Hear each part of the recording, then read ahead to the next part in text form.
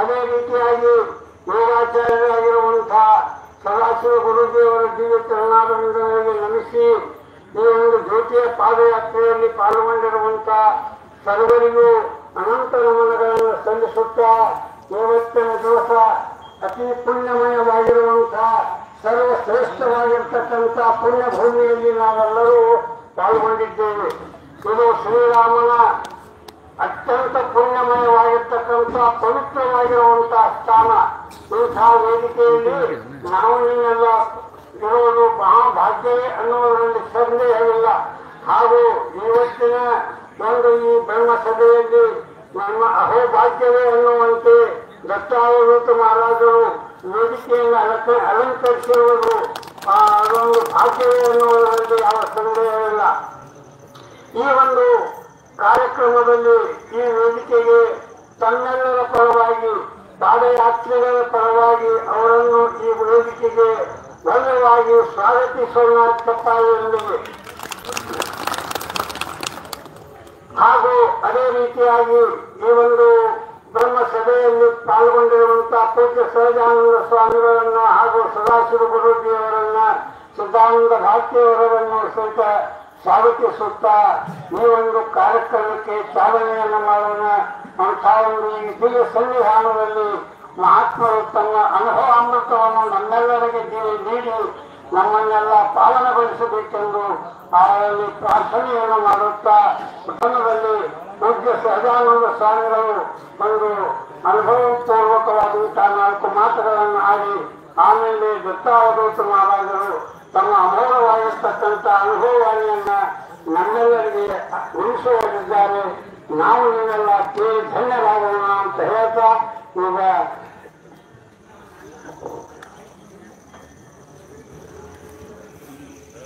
ನಮ್ಮ ಕಟಗಿ ಶರಣರಿಯು ವಂದನೆಗಳನ್ನು ಹೇಳ್ತಾ ಈಗ ಶಿವಾನಂದ ಬಡಿಗೆ ಅವರು ಗುರುಗಳ ಮೇಲೆ ಒಂದು ಪದ್ಯವನ್ನ ರಚನೆ ಮಾಡಿದ್ದಾರೆ. ಆ ಪದ್ಯವನ್ನ ನಮಗೆಲ್ಲರಿಗೂ ಉಣಬಡಿಸ್ತಾರೆ. ಶಿವಾನಂದ ಬಡಿಗೆ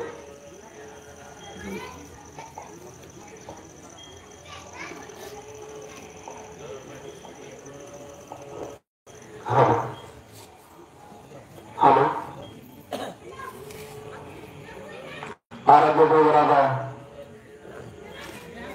ಮಹಾರಾಜರನ್ನು ನೆನೆಯುತ್ತಾ ಮಲದಾಳು ದೇವರಾದ ಶ್ರೀ ಭಕ್ತಾವಧೂತರ ಪಾದಕ್ಕೆ ನಮಸ್ಕರಿಸುತ್ತಾ ಈ ಗುರುವಿನ ಮೇಲೆ ಒಂದು ಕವನವನ್ನು ಬರೆದು ಹಾಡಲು ಇಷ್ಟಪಟ್ಟಿದ್ದೇನೆ. ಕೇಳಿ ಆನಂದಿಸಿ.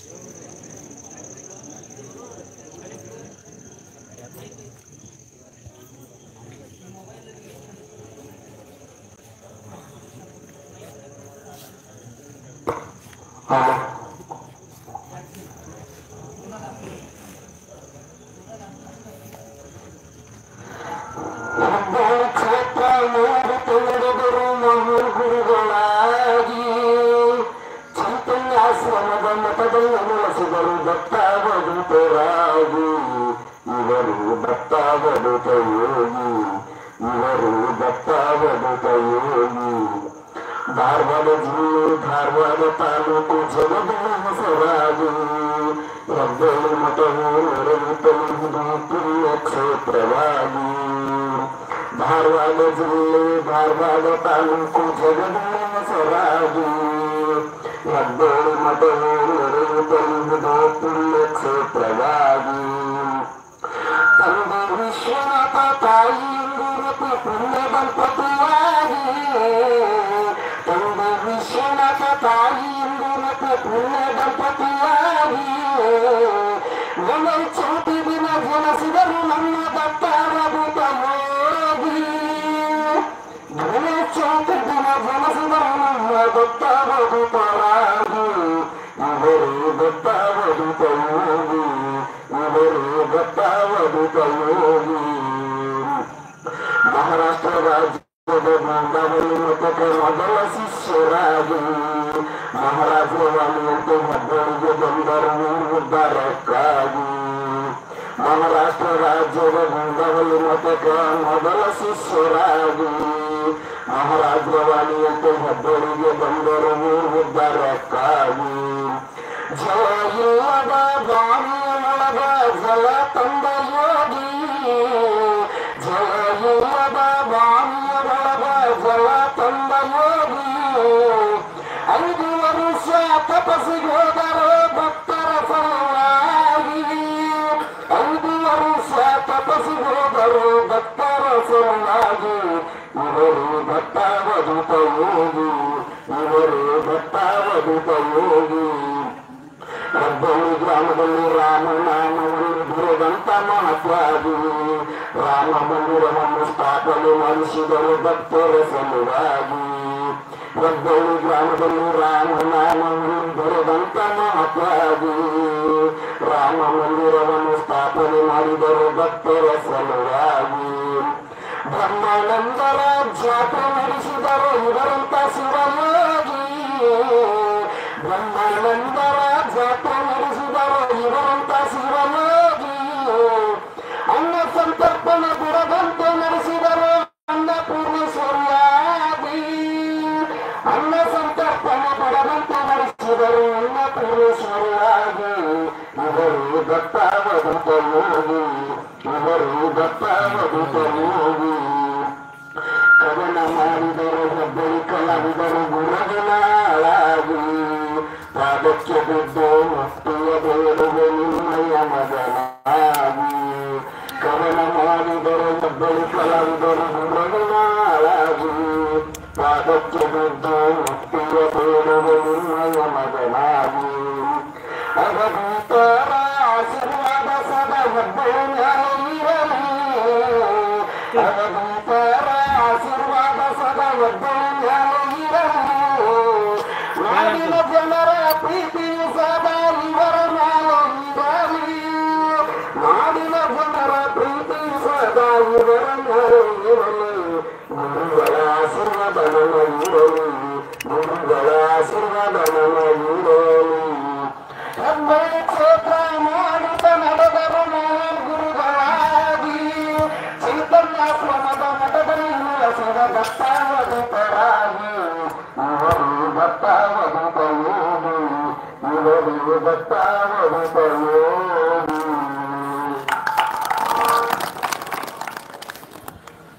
ಪೂಜ್ಯ ಶಿವಾನಂದ ಬಡಿಗೇರವರು ಶ್ರೀ ಗುರುಗಳ ಮೇಲೆ ಸಂಕ್ಷಿಪ್ತವಾಗಿ ಅವರ ಜೀವನ ಚರಿತ್ರೆಯನ್ನೇ ಇವರನ್ನು ರಚನೆ ಮಾಡಿದ್ದಾರೆ. ಇನ್ನೂ ಹೆಚ್ಚಿನ ಗುರುಗಳ ಮೇಲೆ ಪದ್ಯವನ್ನು ರಚನೆ ಮಾಡಲಿಕ್ಕೆ ಆ ಗುರುಗಳು ಅವರಿಗೆ ಆಶೀರ್ವಾದ ಮಾಡಲಿ. ಇನ್ನು ಮೇಲೆ ಪೂಜ್ಯರ ಆಶೀರ್ವಚನವನ್ನ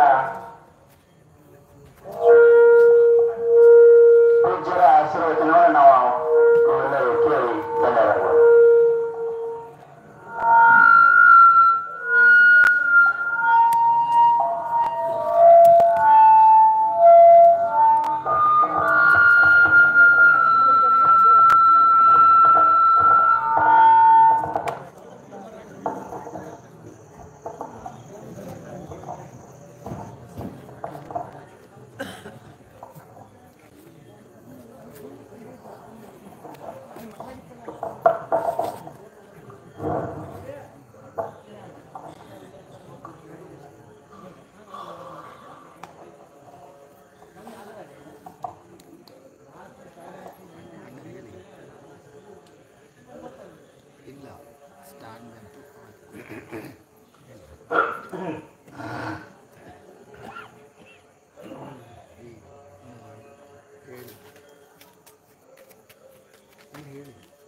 ಗುರು ಬ್ರಹ್ಮ ಗುರು ವಿಷ್ಣು ಗುರುದೇವೋ ಮಹೇಶ್ವರ ಗುರು ಸಾಕ್ಷಾತ್ ಪರಬ್ರಹ್ಮ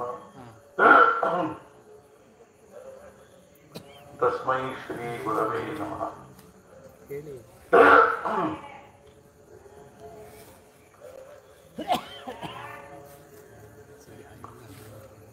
ವಿದೇಹ ಪರಿಪಾಲೋನಿ ಪ್ರಪಂಚ ಮುಮುಕ್ಷು ಜನಾರಾಧ್ಯ ಅಧ್ಯಾತ್ಮಿಕ ಕರುಣಿ ಬಹುಲೋಕ ಜಯ ಮೇಳದೀತಿ ನಮಸ್ಕಾರ ಬ್ರಹ್ಮ ಚೈತನ್ಯ सद्गुरुनाथ महाराज जय जय जय.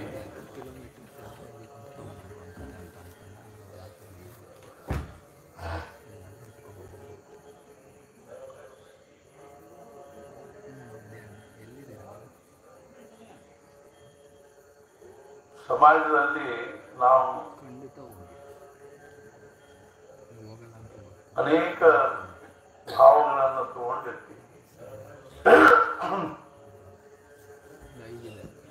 ಅದರಲ್ಲಿ ನಾವು ಮುಖ್ಯವಾಗಿ ಗಂಡಸರು, ಹೆಣ್ಮಕ್ಕಳು, ಶ್ರೀಮಂತರು, ಬಡವರು, ಗ್ರಾಮವಾಸಿಗಳು, ನಗರವಾಸಿಗಳು, ಸುಶಿಕ್ಷಿತರು, ಅಶಿಕ್ಷಿತರು, ವಿದ್ಯಾವಂತರು, ವಿದ್ಯಾ ಇಲ್ಲದವರು, ಹೀಗೆ ಅನೇಕ ಪ್ರಕಾರದ ಒಂದು ಭಾವಗಳಲ್ಲಿ ಇರ್ತೀವಿ. ಇವೆಲ್ಲ ಏನು ಅಂದ್ರೆ ವ್ಯಾವಹಾರಿಕ ದೃಷ್ಟಿಯಿಂದ ಮತ್ತು ಸ್ಥೂಲವಾಗಿರ್ತಕ್ಕಂಥದ್ದು. ಆದರೆ ಮನುಷ್ಯನಿಗೆ ನಮ್ಮ ಭಾರತೀಯ ಸಂಸ್ಕೃತಿಯಲ್ಲಿ ಸಹಸ್ರಾರು ವರ್ಷಗಳಿಂದ ತಗೊಂಡು ಬಂದಿರತಕ್ಕಂಥ ಒಂದು ಆಧ್ಯಾತ್ಮಿಕ ಒಂದು ಜ್ಞಾನ, ಆಧ್ಯಾತ್ಮಿಕ ಅನುಭವ ಅಂತದನ್ನು ಇಡೀ ಪ್ರಪಂಚದಲ್ಲಿ ನಮ್ಮ ಭಾರತದ್ದೇ ಒಂದು ಬಹಳ ದೊಡ್ಡ ವೈಶಿಷ್ಟ್ಯ ಏನು ಅಂದ್ರೆ ನಮ್ಮಲ್ಲಿ ಅಧ್ಯಾತ್ಮನೇ ಮನುಷ್ಯ ಜೀವನದ ಒಂದು ಪರಮೋಚ್ಚ ಮೌಲ್ಯ. ಇದಕ್ಕಿಂತಲೂ ದೊಡ್ಡದಾಗಿರ್ತಕ್ಕಂಥ ಒಂದು ಮೌಲ್ಯ ಆಗಲಿ, ಅನುಭವ ಆಗಲಿ ಇಲ್ಲ. ನಾವು ಸಾಮಾನ್ಯವಾಗಿ ಹೇಳ್ತೀವಿ ನೋಡಿ, ನಮಗೇನಿರ್ತ ಅಂದ್ರೆ ಒಂದು ನೋಡೋದ್ರದ್ದು ಒಂದು ಶ್ರೀಮಂತಿಕೆ ಇರ್ತದೆ, ಕೇಳೋದ್ರದ್ದು ಒಂದು ಶ್ರೀಮಂತಿಕೆ ಇರ್ತದೆ, ತಿನ್ನೋದ್ರದ್ದು ಒಂದು ಶ್ರೀಮಂತಿಕೆ. ಅಂದ್ರೆ ಒಂದೊಂದು ಇಂದ್ರಿಯಗಳ ಅನುಭವಗಳ ದೃಷ್ಟಿಯಿಂದ ನಾವು ಒಂದೊಂದು ವಿಷಯಗಳಲ್ಲಿ, ಅನುಭವಗಳಲ್ಲಿ ಶ್ರೀಮಂತರಿರ್ತೀವಿ. ನಾವು ಅನೇಕ ದೇಶಗಳನ್ನ, ಕೋಶಗಳನ್ನ, ಅನೇಕ ವಿಚಾರಗಳನ್ನ ಅಥವಾ ಅನೇಕ ಸಂಗತಿಗಳನ್ನ ನೋಡಿದ್ವಿ ಅಂದರೆ ಅದು ನಮ್ಮ ಕಣ್ಣಿನ ಶ್ರೀಮಂತಿಕೆ. ಅನೇಕ ಶಬ್ದಗಳನ್ನ, ಸಂಗೀತ, ರಾಗ, ಅದೇ ರೀತಿ ದೊಡ್ಡ ಪಂಡಿತರ ಪ್ರವಚನಗಳನ್ನ, ಸತ್ಸಂಗಗಳನ್ನ ಹಿಂಗ ಕೇಳಿದ್ವಿ ಅಂದ್ರ ಅದೇನು ಅಂದ್ರೆ ಶ್ರವಣೇಂದ್ರಿಯದ ಶ್ರೀಮಂತ. ನಾನು ಅದನ್ನ ಕೇಳಿ, ನಾನು ಇದನ್ನ ಕೇಳಿ, ನಾನು ಅವ್ರ ಗಾಯನ ಕೇಳಿ, ಇವ್ರ ಗಾಯನ ಕೇಳಿ ಅಂತ ಹೇಳ್ತೀವಿ. ಇದೇನು ಅಂದ್ರೆ ಶ್ರವಣೇಂದ್ರಿಯದ ಶ್ರೀಮಂತ. ಇನ್ನು ಕೆಲವರು ರಸನೇಂದ್ರಿಯ ಶ್ರೀಮಂತಿಕೆ ಇರ್ತದೆ. ನಾವು ಅದನ್ನು ತಿಂದೀವಿ, ನಾವು ಇದನ್ನು ತಿಂದೀವಿ ಅಂತಲ್ಲ. ಅಂದ್ರೆ ಸ್ಪರ್ಶೇಂದ್ರಿಯದ ಶ್ರೀಮಂತಿಕೆ. ನಾನು ಅಷ್ಟು ಚಳಿ ಒಳಗೆ ಹೋಗಿದ್ದೆ, ಇಷ್ಟು ಬಿಸಿಲಿನಾಗ ಹೋಗಿದ್ದೆ, ಇದನ್ನ ನೋಡಿ, ಇದನ್ನ ಅನುಭವಿಸಿದೆ, ಅದನ್ನ ಅನುಭವಿಸಿದೆ ಅನ್ನೋ ಶ್ರೀಮಂತಿಕೆ. ಮೂಗಿನ ಶ್ರೀಮಂತಿಕೆ ಇರ್ತದೆ, ಘ್ರಾಣೇಂದ್ರಿಯ. ಎಂತೆಂಥವೋ ವಾಸನೆ ನೋಡಿರ್ತೀವಿ.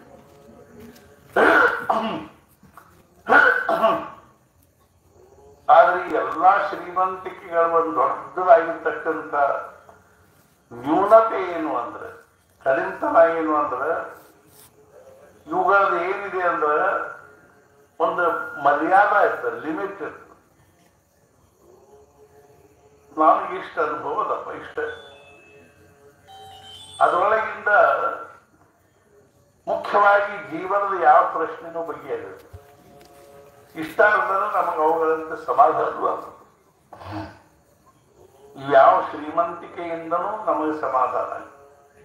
ಈ ಅನುಭವಗಳ ಶ್ರೀಮಂತಿಕೆ ಅಂತ, ಈ ಅನುಭವಗಳ ಶ್ರೀಮಂತಿಕೆಯಿಂದ ನಮಗೆ ಸಮಾಧಾನ ಆಗುತ್ತೆ. ಅಥವಾ ನಮ್ಮ ಬುದ್ಧಿಯ ಶ್ರೀಮಂತಿಕೆ ಅಂತೂ ವಿಚಾರ ಮಾಡೋದು. ನಮ್ಮ ಕಲೆಗಳ ಶ್ರೀಮಂತಿಕೆ, ಅನೇಕ ಕಲಾ ಇರ್ತಾವ ಮನುಷ್ಯನಲ್ಲಿ. ಆ ಕಲೆಗಳ ಶ್ರೀಮಂತಿಕೆ, ಅದರಿಂದ ಆದರೂ ಸಮಾಧಾನ ಆಗ್ತಾ ಏನು ಅಂದ್ರೆ ಇಲ್ಲ. ಎಷ್ಟರೇ ಕಾಂಪಿಟಿಷನ್ ಇರ್ತದೆ ನೋಡಿದ್ರೆ, ಇವ್ರಿಗಿಂತಲೂ ಅವ್ರು ಚಲೋ ಡಾನ್ಸ್ ಮಾಡ್ತಾರೆ, ಅವ್ರಿಗಿಂತ ಅವ್ರು ಚಲೋ ಡಾನ್ಸ್ ಮಾಡ್ತಾರೆ. ಅಂದ್ರೆ ದೇಹ ಭಾವದಿಂದ ಪಡ್ಕೊಂಡಿರ್ತಕ್ಕಂಥ ಯಾವುದೇ ಅನುಭವದ ಶ್ರೀಮಂತಿಕೆ ಇದ್ದು, ಅಧಿಕಾರದ ಶ್ರೀಮಂತಿಕೆ, ಬೇಕಾದಷ್ಟು ದೊಡ್ಡ ಅಧಿಕಾರದ ಜರುರತ್ತೆ. ಅಲ್ಪ ಒಂದು ಮರ್ಯಾದೆ ಇಲ್ಲ. ರಿಟೈರ್ ಆಗ್ಬೇಕು ಯಾರು ಕೇಳ್ತಾರೆ? ನೀವು DC ಇರ್ಬೋದು, EC ಇರ್ಬೋದು. ರಿಟೈರ್ ಆದ್ರೆ ಮನೆಯಲ್ಲಿ ಹೆಂಡತಿ ಮಕ್ಕಳು ಕೇಳೋದು. ಆಮೇಲೆ ಅದೊಂದೇನು ಇದು ಇಲ್ಲೇ ಇಲ್ಲ. ಅಧಿಕಾರದಲ್ಲಿರುವವರಿಗೂ ದೊಡ್ಡ ಸ್ಕಿ ತೋರಿಸ್ತೀವಿ. ಅಧಿಕಾರ ಮುಗೀತು, ರಿಟೈರ್ ಆದ್ರಿ, ಪೆನ್ಷನ್ ಬರ್ಲಿಕ್ಕೆ ಸಾಕಷ್ಟು ದುಡ್ಡು ಕೈಯಾಗಿ ಬರಲಿಲ್ಲ. ಯಾವದ್ವಿತ್ತೋ ಪಾರ್ಜನ ಸಕ್ತ ತಾವನ್ನಿಜ ಪರಿವಾರೋ ರಕ್ತ. ಎಲ್ಲಿವರೆಗೂ ದುಡ್ಡು ಗಳಿಸಿ ಮನೆಯಾಗ ತಂದು ಕೊಡ್ತೀವಲ್ಲ, ಅಲ್ಲಿವರೆಗೂ ಛಾಪ್ ಹೊಡೆದ್ರೆ ತಿನ್ಮತ್ತಿದ್ರೆ ಅಂತ. ಪಶ್ಚಾತ್ ಜೀವತಿ ಜರ್ಜರ ದೇಹಿ. ನೌಕರಿ ಮುಗೀತು, ದುಡ್ಡು ಗಳಿಸೋದು ಮುಗೀತು, ದೇಹದ ಹೇಳಿ ಬರಂಗಿಲ್ಲ ನೋಡ್ರಿ. ಯಾವಾಗ ಏನು ಒಂದು ಪ್ಯಾಲೇಸಸ್ ಹೊಡಿತು ಅಂದ್ರೆ, ಬಲವಾಗಿ ಹಿಂಗ ಕುಂಕುತ್ತೀವಿ ಅಂದ್ರೆ, ಒಂದು ವಾಟೆ ನೀಸ್ ಕಡೆ ಯಾವ ಕೊಡ್ತಾರೆ ಮಲ್ಪನೆ ಮಾಡಿ. ನಾವು ಬೆಳಗಾವದಾಗ ದೊಡ್ಡ ಶ್ರೀಮಂತರ ಮನೆಗೆ ಹೋಗಿದ್ವಿ. ಮತ್ ಅಪ್ಪ ನಮ್ಮ ಅಪ್ಪ ತಂದ್ರಿ, ನಮ್ಮ ಅಪ್ಪ ಬಂದ್ಬೇಕಾ ಹೋದ್ವಿ. ದೊಡ್ಡ ಮನೆ ಒಂದು 10-12 ಕೂಲಿ. ಆ ಒಳಗಿನ ಕೊಲೆ ಕರ್ಕೊಂಡು ಹೋದ್ರು. ಅವ್ನು ಕಾಟ್ನಲ್ಲಿ ಮಲ್ಕೊಂಡಿದ್ದ. ಮಲ್ಕೊಂಡು ಕೂಡಲೇ ನಾವು ಹೋಗಿ ಒಂದು ಕುರ್ಚಿ ಹಾಕಿ ಕೂತ್ವಿ. ಆ ಮಾತು ಈ ಮಾತು ಬಂತು. ಏನ್ರಿ ಸಮಾಧಾನ ಅದ ಏನ್ರಿ? ಬಿಡ್ಬಿಡಿ, ಪ್ಯಾರಲಿಸಿಸ್ ಆಗಿತ್ತು, ಬಾಯಿನೂ ಸ್ವಾಟ್ ಆಗಿತ್ತು, ಸಮಾಧಾನ ಇಲ್ರಿ. ಮತ್ತೆ ಹೇಳಿದ, ಇದೆಲ್ಲ ನಾನ ಗಳಿಸಿದ್ವಿ ನಿಂತಿದ್ದೆ.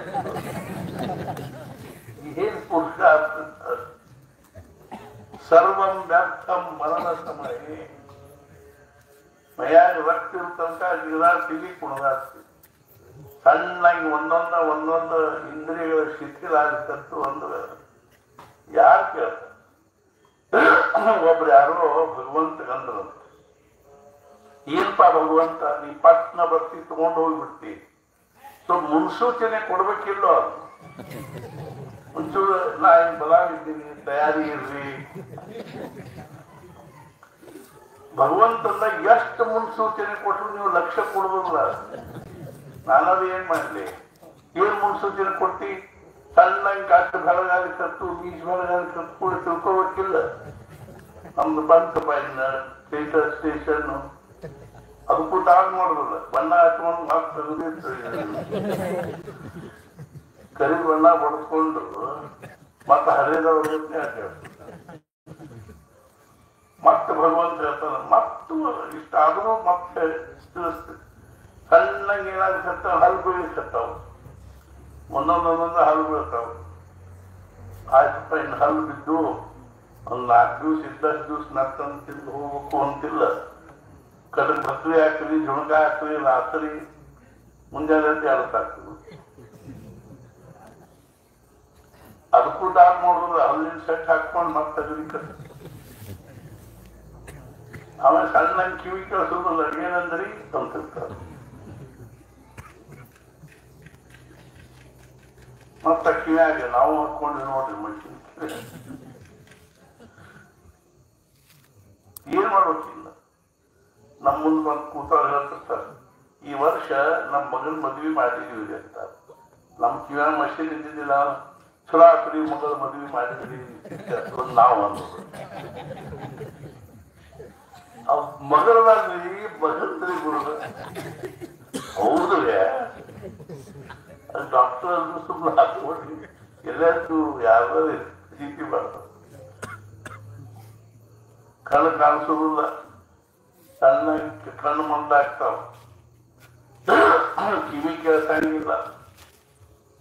ಆಮೇಲೆ ಸಣ್ಣಾಗಿ ಸ್ವಂತ ಮಾಡ್ತದ ನೋಡ್ರಿ, ಬೋನ್ ಅಳಗಾಡ್ಲಿಕ್ಕೆ ಹತ್ತದ, ಕೈ ಅಳಗಾಡ್ಲಿಕ್ಕೆ ಹತ್ತಾವ. ಒಬ್ಬವ ಬಾಗಿಲು ತಲಬಾಗಿಲು ಮುಂದೆ ಕೂತು ಬರೀ ಹಿಂಗೆ ಅವನ ಕೈ ಅಳಗಾಡ್ತಿದ್ದು, ಅವನ್ ಬಂದವ್ರಿಗೆಲ್ಲ ಹೋಲ್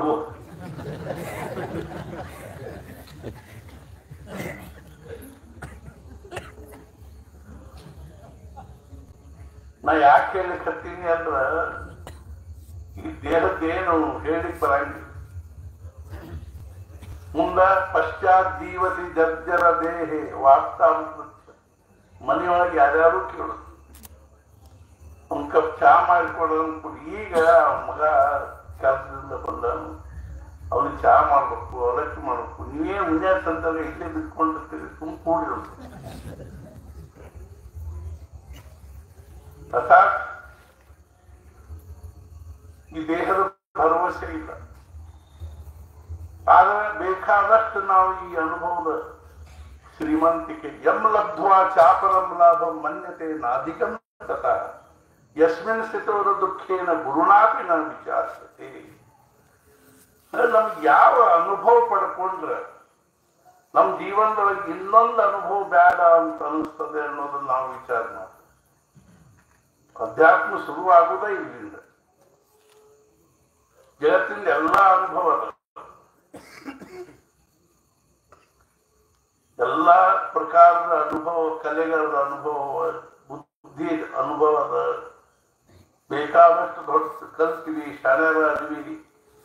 ಶರಂಗಾದಿವೇದೋ ಮುಖೇ ಶಾಸ್ತ್ರ ವಿದ್ಯಾ ಕವಿತ್ವಾದಿ ಗದ್ಯಂ ಸುಪದ್ಯಂ ಕರೋತಿ ಗುರೋರಂಗ್ರಿ ಪದ್ಮೇ ಮನಶ್ಚೇನ್ನ ಲಗ್ನಂ ತಥಕ್ಕಿಂ ತಥಕ್ಕಿಂ ತಥ.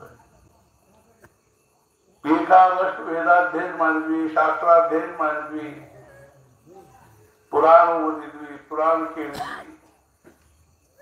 ಆದ್ರೆ ಗುರೋರಂಗ್ರಿ ಪದ್ಮೇ ಮನಶ್ಚೇನ್ನ ಲಗ್ನಂ, ಸದ್ಗುರುಗಳ ಚರಣಾರವಿಂದಗಳಲ್ಲಿ ನಮ್ಮ ಮನಸ್ಸು ರಮಿಸ್ತಾ ಇಲ್ಲ ಅಂದ್ರೆ ತಥಕ್ಕಿಂ ತಥಕ್ಕಿಂ.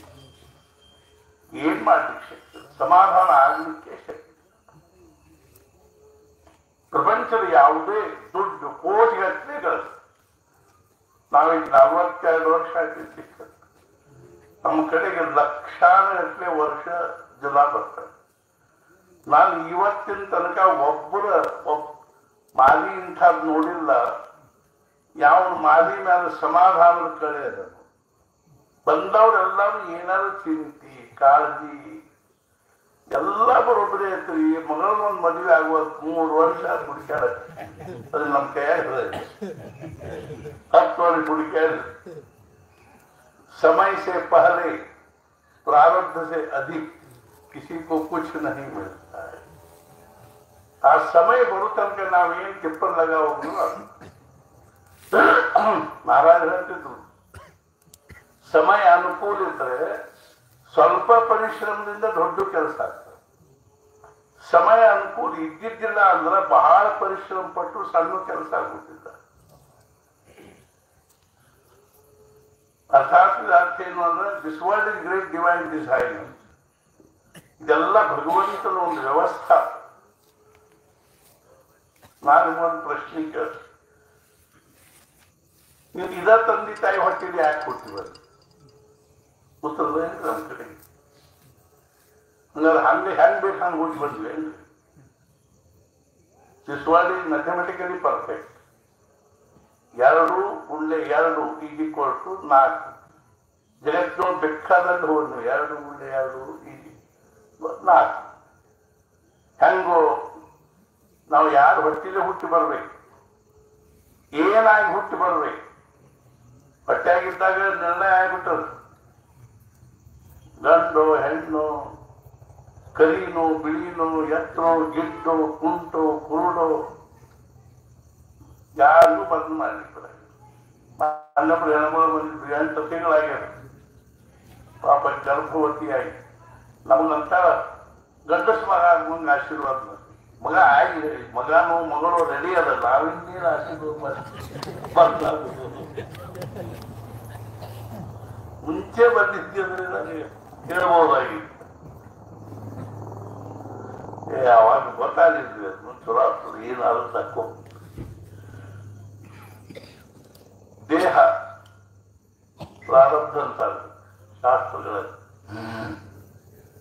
ಆಮೇಲೆ ಎರಡನೇದ್ದೇನು ಅಂದ್ರೆ ತಂದೆ ತಾಯಿ ಯಾರು ಅನ್ನೋದು ನನ್ನ ಮಾಮ ಯಾರು ಕಾಕ ಯಾರು ಅಣ್ಣ ತಮ್ಮ ಅಕ್ಕ ತಂಗಿ ನೆಟ್ವರ್ಕ್ ಆಫ್ ರಿಲೇಶನ್ಶಿಪ್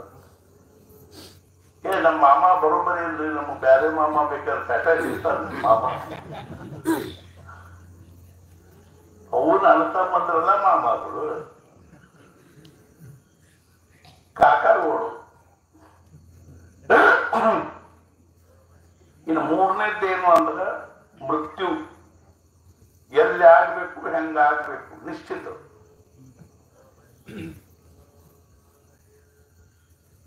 ಯಾರಿಗೂ ಬಂದು ಮಾಡಿ ಸಾವಿದ್ದಲ್ಲಿ ಕಾಲು ಒಯ್ತಾವಂತ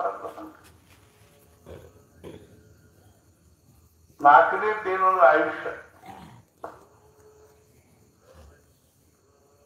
ಆಯುಷ್ಯವನ್ನು ಹೆಂಗೆ ನಿಶ್ಚಯ ಮಾಡ್ತಾರೆ ಅಂದ್ರೆ ಶಾಸ್ತ್ರಗಳಲ್ಲಿ ಕ್ಯಾಲೆಂಡರ್ ಡೇಟ್ ಪ್ರಕಾರ ಅಲ್ಲ ಶ್ವಾಸೋಚ್ಛ್ವಾಸ ಸಂಖ್ಯಾದಿಂದ ಆಯುಷ್ ನಿರ್ಣಯ ನಾವು ಒಂದು ತಾಸಿಗೆ 900 ಶ್ವಾಸೋಚ್ಛ್ವಾಸ ಎನಿಷ್ಟು ನೋಡ್ಬೇಕು ನಾರ್ಮಲ್ ಆಗಿ ಒಂದು ದಿವಸಕ್ಕೆ 21,600 ಆಗ್ತದೆ ಅದಕ್ಕೆ ಹೇಳ್ತಾವ ಪ್ರತಿ ದಿವಸ 21,600 ಜಪ ಮಾಡ್ಬೇಕು ಅಂದ್ರೆ ಒಂದು ಶ್ವಾಸಕ್ಕೆ ಒಂದು ನಾಮ ಬೀಳುತ್ತದೆ ಅರ್ಥಾತ್ ಆಯುಷ್ಯ ನಿಶ್ಚಿತ समर्थ रामदास स्वामी ಹೇಳ್ತಾರೆ सरता संचिताता शेष नाही क्षणाचा अवकाश भरता न भरता निमेष जावेची नाही ಪ್ರಾರಬ್ಧ ಮುಗೀತು ಅಂದ್ರೆ नाही क्षणाचा अवकाश ಒಂದು ಕ್ಷಣದ್ದು ಅವಕಾಶ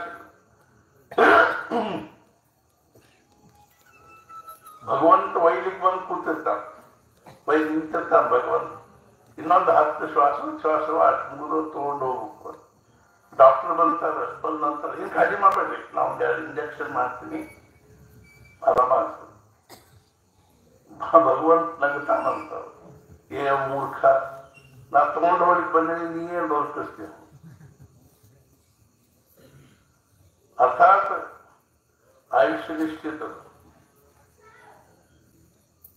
ಒಂದು 100 ವರ್ಷಕ್ಕೆ 90 ಕೋಟಿ ಶ್ವಾಸೋಚ್ಛ್ವಾಸ ನಾವು ಎಷ್ಟು ಶ್ವಾಸೋಚ್ಛ್ವಾಸ ತಗೋತೀವಿ ಅನ್ನೋದು ನಮ್ಮ ಪ್ರಾರಂಭ ಒಂದ್ ಕಡೆಗೆ ನಮ್ಮ ಬ್ರಹ್ಮಾನಂದ ಮಹಾರಾಜರು ಬರ್ಬೇಕಾದ್ರೆ ಮಹಾರಾಜರು ಶಿಷ್ಯರು ಆಯುಷ್ಯದ್ದು ಭರವಸೆ ಇಲ್ಲ ಆದಷ್ಟು ತೀವ್ರವಾಗಿ ಕೃತಾರ್ಥರಾಗಲಿಕ್ಕೆ ಪ್ರಯತ್ನ ಮಾಡಬೇಕು ಪಾರಮಾರ್ಥಕ್ಕೆ ಮೊದಲು ಸಾಧನ ಸತ್ಸಂಗತಿ ಸತ್ಸಂಗತಿ ಇಲ್ಲದ ಬೇಡ ಪಾರಿಲ್ಲ ಮಹಾರಾಜಗೊಬ್ಬರು ಏನಂದ್ರು ಏನ್ ಬಿಡ್ರಿ ಸತ್ಸಂಗತಿ ಸತ್ಸಂಗ ಅಂತೀವಿ ಈ ಕಿವಿಲೆ ಕೇಳಿ ಕಿವಿಲೆ ಬಿಟ್ಬಿಡ್ತಾರೆ ಮಹಾರಾಜರು ಬಿಡುವಾಗ್ಲಕ್ಕ ಈ ಕಿವ್ಯಾಗಿಂದ ಒಳಗೆ ಹೋಗಿ ಕಿವ್ಯಾಗಿಂದ ಹೊರಗೆ ಹೋಗುವ ನಡಕ್ ಮೆದುಳದಿಲ್ಲ ಟಚ್ಚಾಗೆ ಹೋಗ್ತದೆ ಒಂದ್ 4 ಶಬ್ದ ನೋಡಿದ್ರೆ ಅಂತ ಕಲ್ಯಾಗ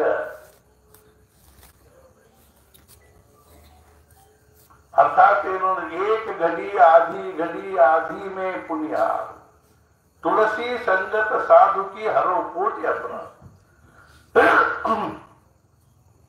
the only revolution is the inner revolution ಅಂತರಂಗದಲ್ಲಿ ಕ್ರಾಂತಿ ಆಗಬೇಕು ಅಂದ್ರೆ ಅದು ಕೇವಲ ಸತ್ಸಂಗ.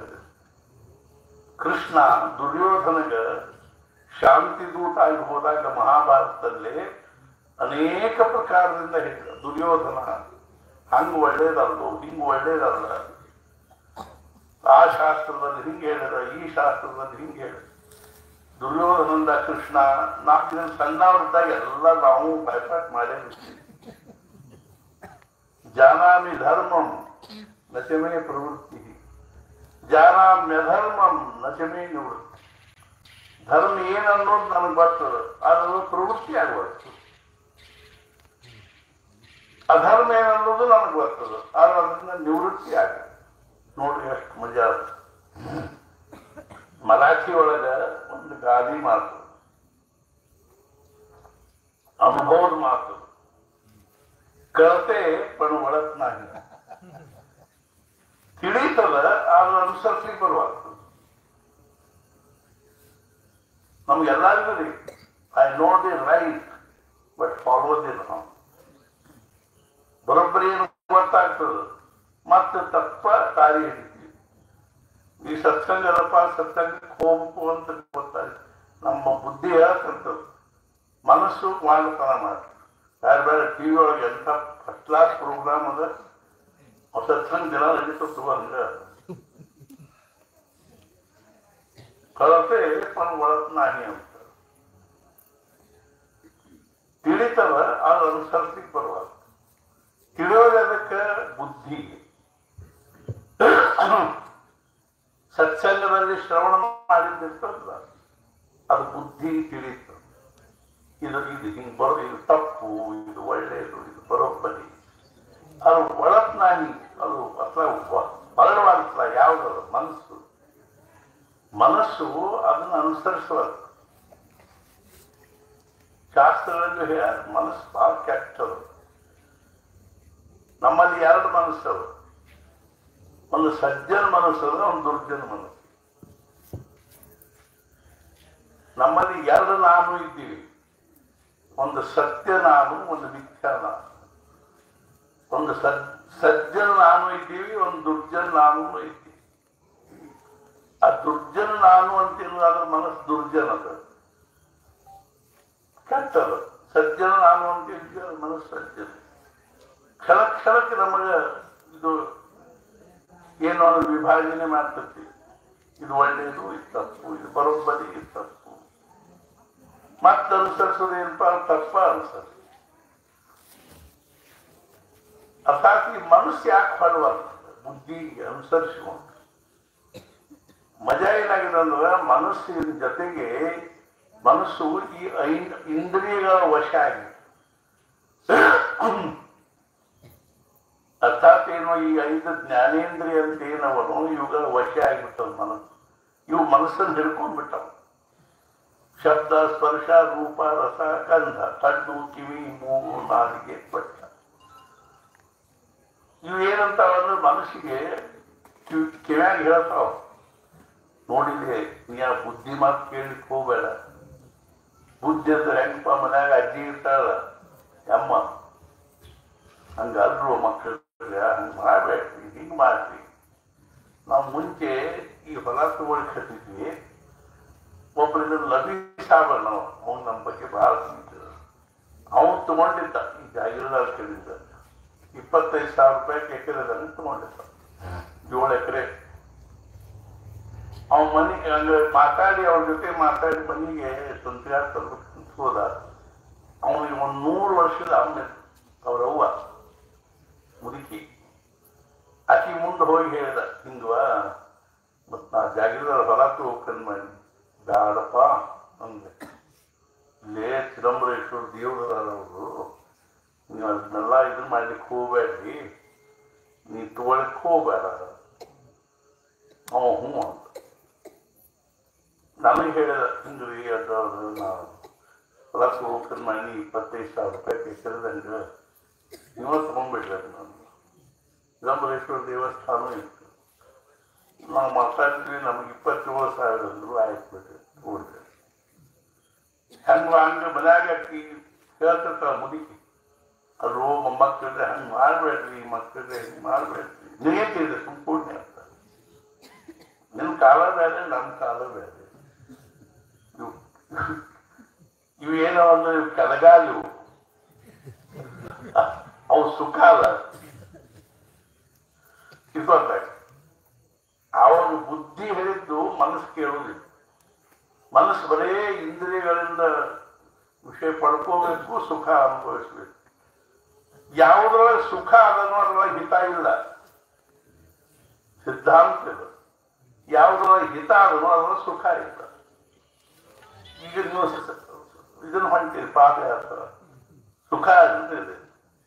ಮನ್ಯಾಗ ಆರಾಮ್ ಕೂತು ಇದನ್ನ ಮಾಡೋದು ಬಿಟ್ಬಿಟ್ಟು ಅದ್ರೊಳಗೆ ಹಿತ ಅದ. ಇರೋ ನಮ್ದು ಹಿತ ಅದ ಇಲ್ಲ. ಜಪ ಮಾಡೋದ್ರೊಳಗೆ ಹಿತ ಅದ, ಸುಖ. ಒಮ್ಮೆ ಛತ್ರಪತಿ ಶಿವಾಜಿಗೆ ಏನು ಅನ್ನಿಸ್ತು, ಒಂದು ದೊಡ್ಡ ಕೋಟೆ ಕಟ್ಟಿಸ್ಲಿಕ್ಕತ್ತಿದ್ದ. 300 ಜನ ಕೆಲಸ ಮಾಡ್ತಾರೆ. ಒಂದು ದಿವಸ ಅವನ ತಲೆಗೆ ಏನ್ ಬಂತು, ನಮ್ಮ ಗುರುಗಳು ಸಮರ್ಥ ರಾಮದಾಸ್ ಸ್ವಾಮಿಗಳು ಊರ ಅಡ್ಡಾಡಿ ಜಪ ಮಾಡ್ರಿ ತೇರಾಕೋಟಿ ಹಂಗ ಹಿಂಗ ಅಂತಾರ. ಅದಕ್ಕಿಂತ 300 ಜನ ಕೆಲಸ ಮಾಡ್ಲಿಕ್ಕಿಲ್ಲ. ದಿನ ಇವ್ರ ಕಡೆಯಿಂದ 1 ತಾಸು ಜಪ ಮಾಡಿದ್ರೆ 3000 ಜಪ ಆಗ್ತಾವ. 300 ಮಂದಿ ಕಡೆಯಿಂದ 3000 ಜಪ ದಿನ 9 ಲಕ್ಷ ಜಪ. 12 ದಿವಸಕ್ಕೆ 1 ಕೋಟಿ. ಈ ಕೋಟಿ ಆಗೋದ್ರಾಗ ಬೇಕಾದ ತೇರಾಕೋಟಿ ಆಗ್ತಾವಲ್ಲ ಅಂತ ಅನ್ನೋದಕ್ಕೆ ಸಮರ್ಥ ರಾಮದಾಸ್ ಸ್ವಾಮಿಗಳು ಬಂದು ಅವರೊಂದು ಏನ್ ಶಿವಬ ಏನ್ ನಿನ್ನ ಮುಖದ ಮೇಲೆ ಅದೇನೋ ಒಂದು ಪ್ರಸನ್ನ ಏನೋ ಒಂದು ಹೊಸ ವಿಚಾರ ಬಂದಂಗ. ಹೌದ್ರಿ, ಏನು ಹಿಂಗ್ರಿ ಅಯ್ಯೋ ನೋಡಪ್ಪ, ನಾವು ತಿಳಿದಿದ್ದೇ ಇಲ್ಲ, ಎಷ್ಟು ಚಲೋ ಆಯ್ತು ನೋಡಿ, ಭಾಳ ಒಳ್ಳೆ ಕೆಲಸ ಆಯ್ತು, ಶುರು ಮಾಡಿಸ್ಬಿಡು ಅಂದ. ಹ್ಞೂನ್ರಿ, ಬಡ ಅಲ್ಲೇ ಸಮೀಪ ಸಾಕಾರದಿಂದ ಒಂದು 300 ಜಪಮಾಲಿ ತರಿಸಿದ. ಸಂಜೆ ಮುಂದೆ ಎಲ್ಲಾರನ್ನೂ ಕರ್ಬಿಡ ಬರೀಲಿಲ್ಲ.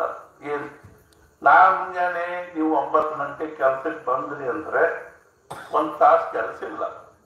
ಮತ್ತೇನ್ ಮಾಡ್ಬೇಕ್ರಿ ನೀವು? ಈ ಜಪಮಾಲಿ ತಗೊಳ್ರಿ, ಸ್ವಸ್ಥ ಕುತ್ಕೊಂಡು ಕಣ್ಣು ಮುಚ್ಕೊಂಡು 1 ತಾಸು ಜಪ ಮಾಡಿ. ಅವರೊಂದು ಎಷ್ಟು ಚಲೋ ಆಗ್ತದ್ರಿ ಅಂದ್ರು. 1 ತಾಸು ಕಲ್ಲು ವಾಡಿ ಕಟ್ಟು ಅಷ್ಟರಲ್ಲಿ 7 ತಾಸಿನಾಗ 1 ತಾಸು ಉಳಿದ್ನಲ್ಲಿ ನಮಗೆ 2 ತಾಸಿನಾಗ ಎಲ್ಲಾರು ತಗೊಂಡ್ರು. ಮೊದಲು ಗಂಟಿ ಹೊಡೆದ್ರು, ಬಲ ಎಲ್ಲಾರು ಏನ್ ಬೇಕಾಗಿ ಕೂತರು. ಗುಡ್ಡದಾಗ ಜಪ ಶುರು ಮಾಡಿದ್ರು. 5 ನಿಮಿಷ ಆಗಿತ್ತು. ಒಬ್ಬ ಅವ್ರು ಕಾಣ್ತ ಎಷ್ಟು ಅವ್ನು ಈಗ 5 ನಿಮಿಷ 5 ನಿಮಿಷ ಆತ. ಇನ್ನು 55 ನಿಮಿಷ ಹಂಗೆ ಕಡಿಬೇಕು. 1 ತಾಸು ಆಗುದ ಎಲ್ಲರಿಗೂ ಕೈ ನೋವು ವಲ್ಲ ಆಗಿರೋದು. ಮಹಾರಾಜನ ಕೇಳಿದ್ರು, ನಾಮಸ್ಮರಣೆ ಮಾಡೋ ಸಾಧಕನಿಗೆ ಬರೋ ಅವಸ್ಥೆ. ಮಹಾರಾಜರು ಜಪ ಕೂತು ಕೂಡಲೇ ವಲ್ಲಾಗೋದು ಮೊದಲನೇ ಅವಸ್ಥೆ. ಒಳ್ಳೆಕಾಗ್ತದ್ರಿ ಕೇಳಿದ ಮಾನಸಶಾಸ್ತ್ರದಲ್ಲಿ ಏನಂತಾರಂದ್ರೆ, ನಾವು ನಾಮಸ್ಮರಣೆ ಮಾಡೋದು ಅಂದ್ರೆ ಓಂ ನಮಃ ಶಿವಾಯ ಶ್ರೀರಾಮ. ನಾವು ನಮ್ಮ ಮನಸ್ಸನ್ನ ನಿರುಪಾಧಿಕ ಅವಸ್ಥಾದಲ್ಲಿ ತುರುಕಿದಂಗ ಅದಕ್ಕೆ ಅದು ಸರಳ ಆಗುವುದಿಲ್ಲ. ಯಾಕಂದ್ರೆ ಜನ್ಮಾಂತರದ ಬರೇ ಉಪಾಧಿ ಒಳಗಿರುವ ಈ ಮನಸ್ಸಿಗೆ ಆ ನಿರುಪಾಧಿಕ ಅವಸ್ಥಾ ಸರಳ ಆಗುವುದಿಲ್ಲ. ಕಿತ್ಕೊಂಡು ಹೊರಗೆ ಬರ್ತದ ಅದವಲ್ಲ. ಆಮೇಲೆ 2ನೇ ಅವಸ್ಥೆ ಏನು, ಇಲ್ಲೊಂದು ವಿಚಾರ ಬರುದು. ಜಪ ಕೂತು ಕೂಡ ಈ ಕೆಟ್ಟ ವಿಚಾರ ಬರ್ತಾವಲ್ಲ, ತಲೆ ಕೆಟ್ಟು ಓಡಿ ಹೋಗುವಂಗ ಅನಿಸ್ತದೆ. ಆ ಜಪಾಲಿ ಕೊಳ ಹಾಕೊಂಡು ಹೊರಗೆ ಬಂದ ಶಪ್ಪ ಎಷ್ಟು ಆರಾಮ ಆಗ್ತದೆ. ಇದು ಒಂದು ಮೈಲ್ ಸ್ಟೋನ್. ಇದು ಅದ್ರಾಗ ಒಂದು ಅವಸ್ಥೆ ಆಗ. ಇನ್ನು 3ನೇದು ಏನು ಅಂದ್ರೆ, ಆದ್ರೂ ನಾವು ಮಾಡ್ಕೋತಾನೆ ಇದ್ವಿ ಅಂದ್ರೆ ಅಭಿರುಚಿ. ಆಮೇಲೆ ಸಣ್ಣಾಗಿ ಚಲೋ. ಆಮೇಲೆ ವ್ಯಸನ ಆಗ್ಬೇಕು. ನಾಮಸ್ಮರಣೆ ಚಟ ಆಗ್ಬೇಕು. ಚಟ ಇದ್ರ ಅರ್ಥ ಏನು ಅಂದ್ರೆ, ಈಗ ಮಂದ್ಯಾಗ ಕೂತಿರ್ತೀವಿ, ಅಕಸ್ಮಾತ್ ಯಾವ್ದಾದ್ರು ಒಂದು ವ್ಯಸನ ಇತ್ತು ಒಬ್ಬನಿಗೆ, ಸಿಗರೇಟ್ ಸೇರೋದು, ನೆನಪಾಗ್ಕೊಳ್ಳಿ ಅವ್ನು ತಡ್ಕೊಳಿಕ್ಕೆ ಆಗುದು ನೋಡ್ರಿ. ಅತ್ಲಾಗ ಎಲ್ಲರೂ ಹೋಗಿ ಸಂಧ್ಯಾ ಒಂದು ಸೇರಿ ಬಂದ ಮತ್ತಲ್ಲ ಅಂತ ಹಂಗ ವ್ಯಸನ ಆಗ್ಬೇಕು. ಒಂದ್ ಸ್ವಲ್ಪ ಎಷ್ಟು ತಪ್ಪ ನಾಮಸ್ಮರಣೆ ಮಾಡೋದು, ಆಮೇಲೆ ಹುಚ್ಚು ಹಿಡಿಬೇಕು. ಭಗವಂತ ನಾಮದ ಹುಚ್ಚು ಹಿಡಿಬೇಕಲ್ಲ ನಾನು. अर्थात ये दुनिया एक पागल खाना है. ये प्रपंच के अंदर ಹುಚ್ಚರ ಆಸ್ಪತ್ರೆ ಇದ್ದಾರೆ. यहाँ सब कोई पागल, यहाँ ಎಲ್ಲರೂ ಹುಚ್ಚರಾಗಿ.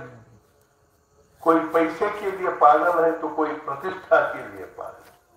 ಕೆಲವು ದುಡ್ಡಿನ ಸಲುವಾಗಿ ಹುಚ್ಚರವರು, ಕೆಲವು प्रतिष्ठा. कोई काम के लिए पागल है तो कोई कांचन के लिए पागल. लेकिन विरले ही ऐसे जो भगवान के लिए पागल. ಭಗವಂತನ ಹುಚ್ಚಿಡ್ದವ್ರು ಇದ್ದು ಕ್ವಚಿತ್ ಮರದೂಸ ಅವರೆಲ್ಲ ವಿಚಾರ ಮಾಡಿದ್ರು, ಹಿಂಗತ್ತಿಲ್ಲ ಅಂದ್ರೆ ಹೆಂಗ್ ಮಾಡೋದಿಲ್ಲ ಖುಷಿತಿ. ಅವಾಗ ಅವ್ ಮಧ್ಯದವ್ರು ಹೇಳಿದ್ರೆ ಮಧ್ಯಕ್ಕೆ ಅವ್ನು ಕಾಣಿಸ್ತಾ ಹೇಳಿದ್ರೆ ತಾಜಿಮಾಬೇಡ ಏನು ನಾ ಇವತ್ತು ತಪ್ಪ ಮಾಡೇ ಇಲ್ಲ. ಮತ್ತೆ ಏನ್ ಮಾಡಿ ಇದರಿಂದ ಹೆಂಗ ಬಿಡುಗಡೆ ಆಗಿತ್ತು ವಿಚಾರ ಮಾಡಿ.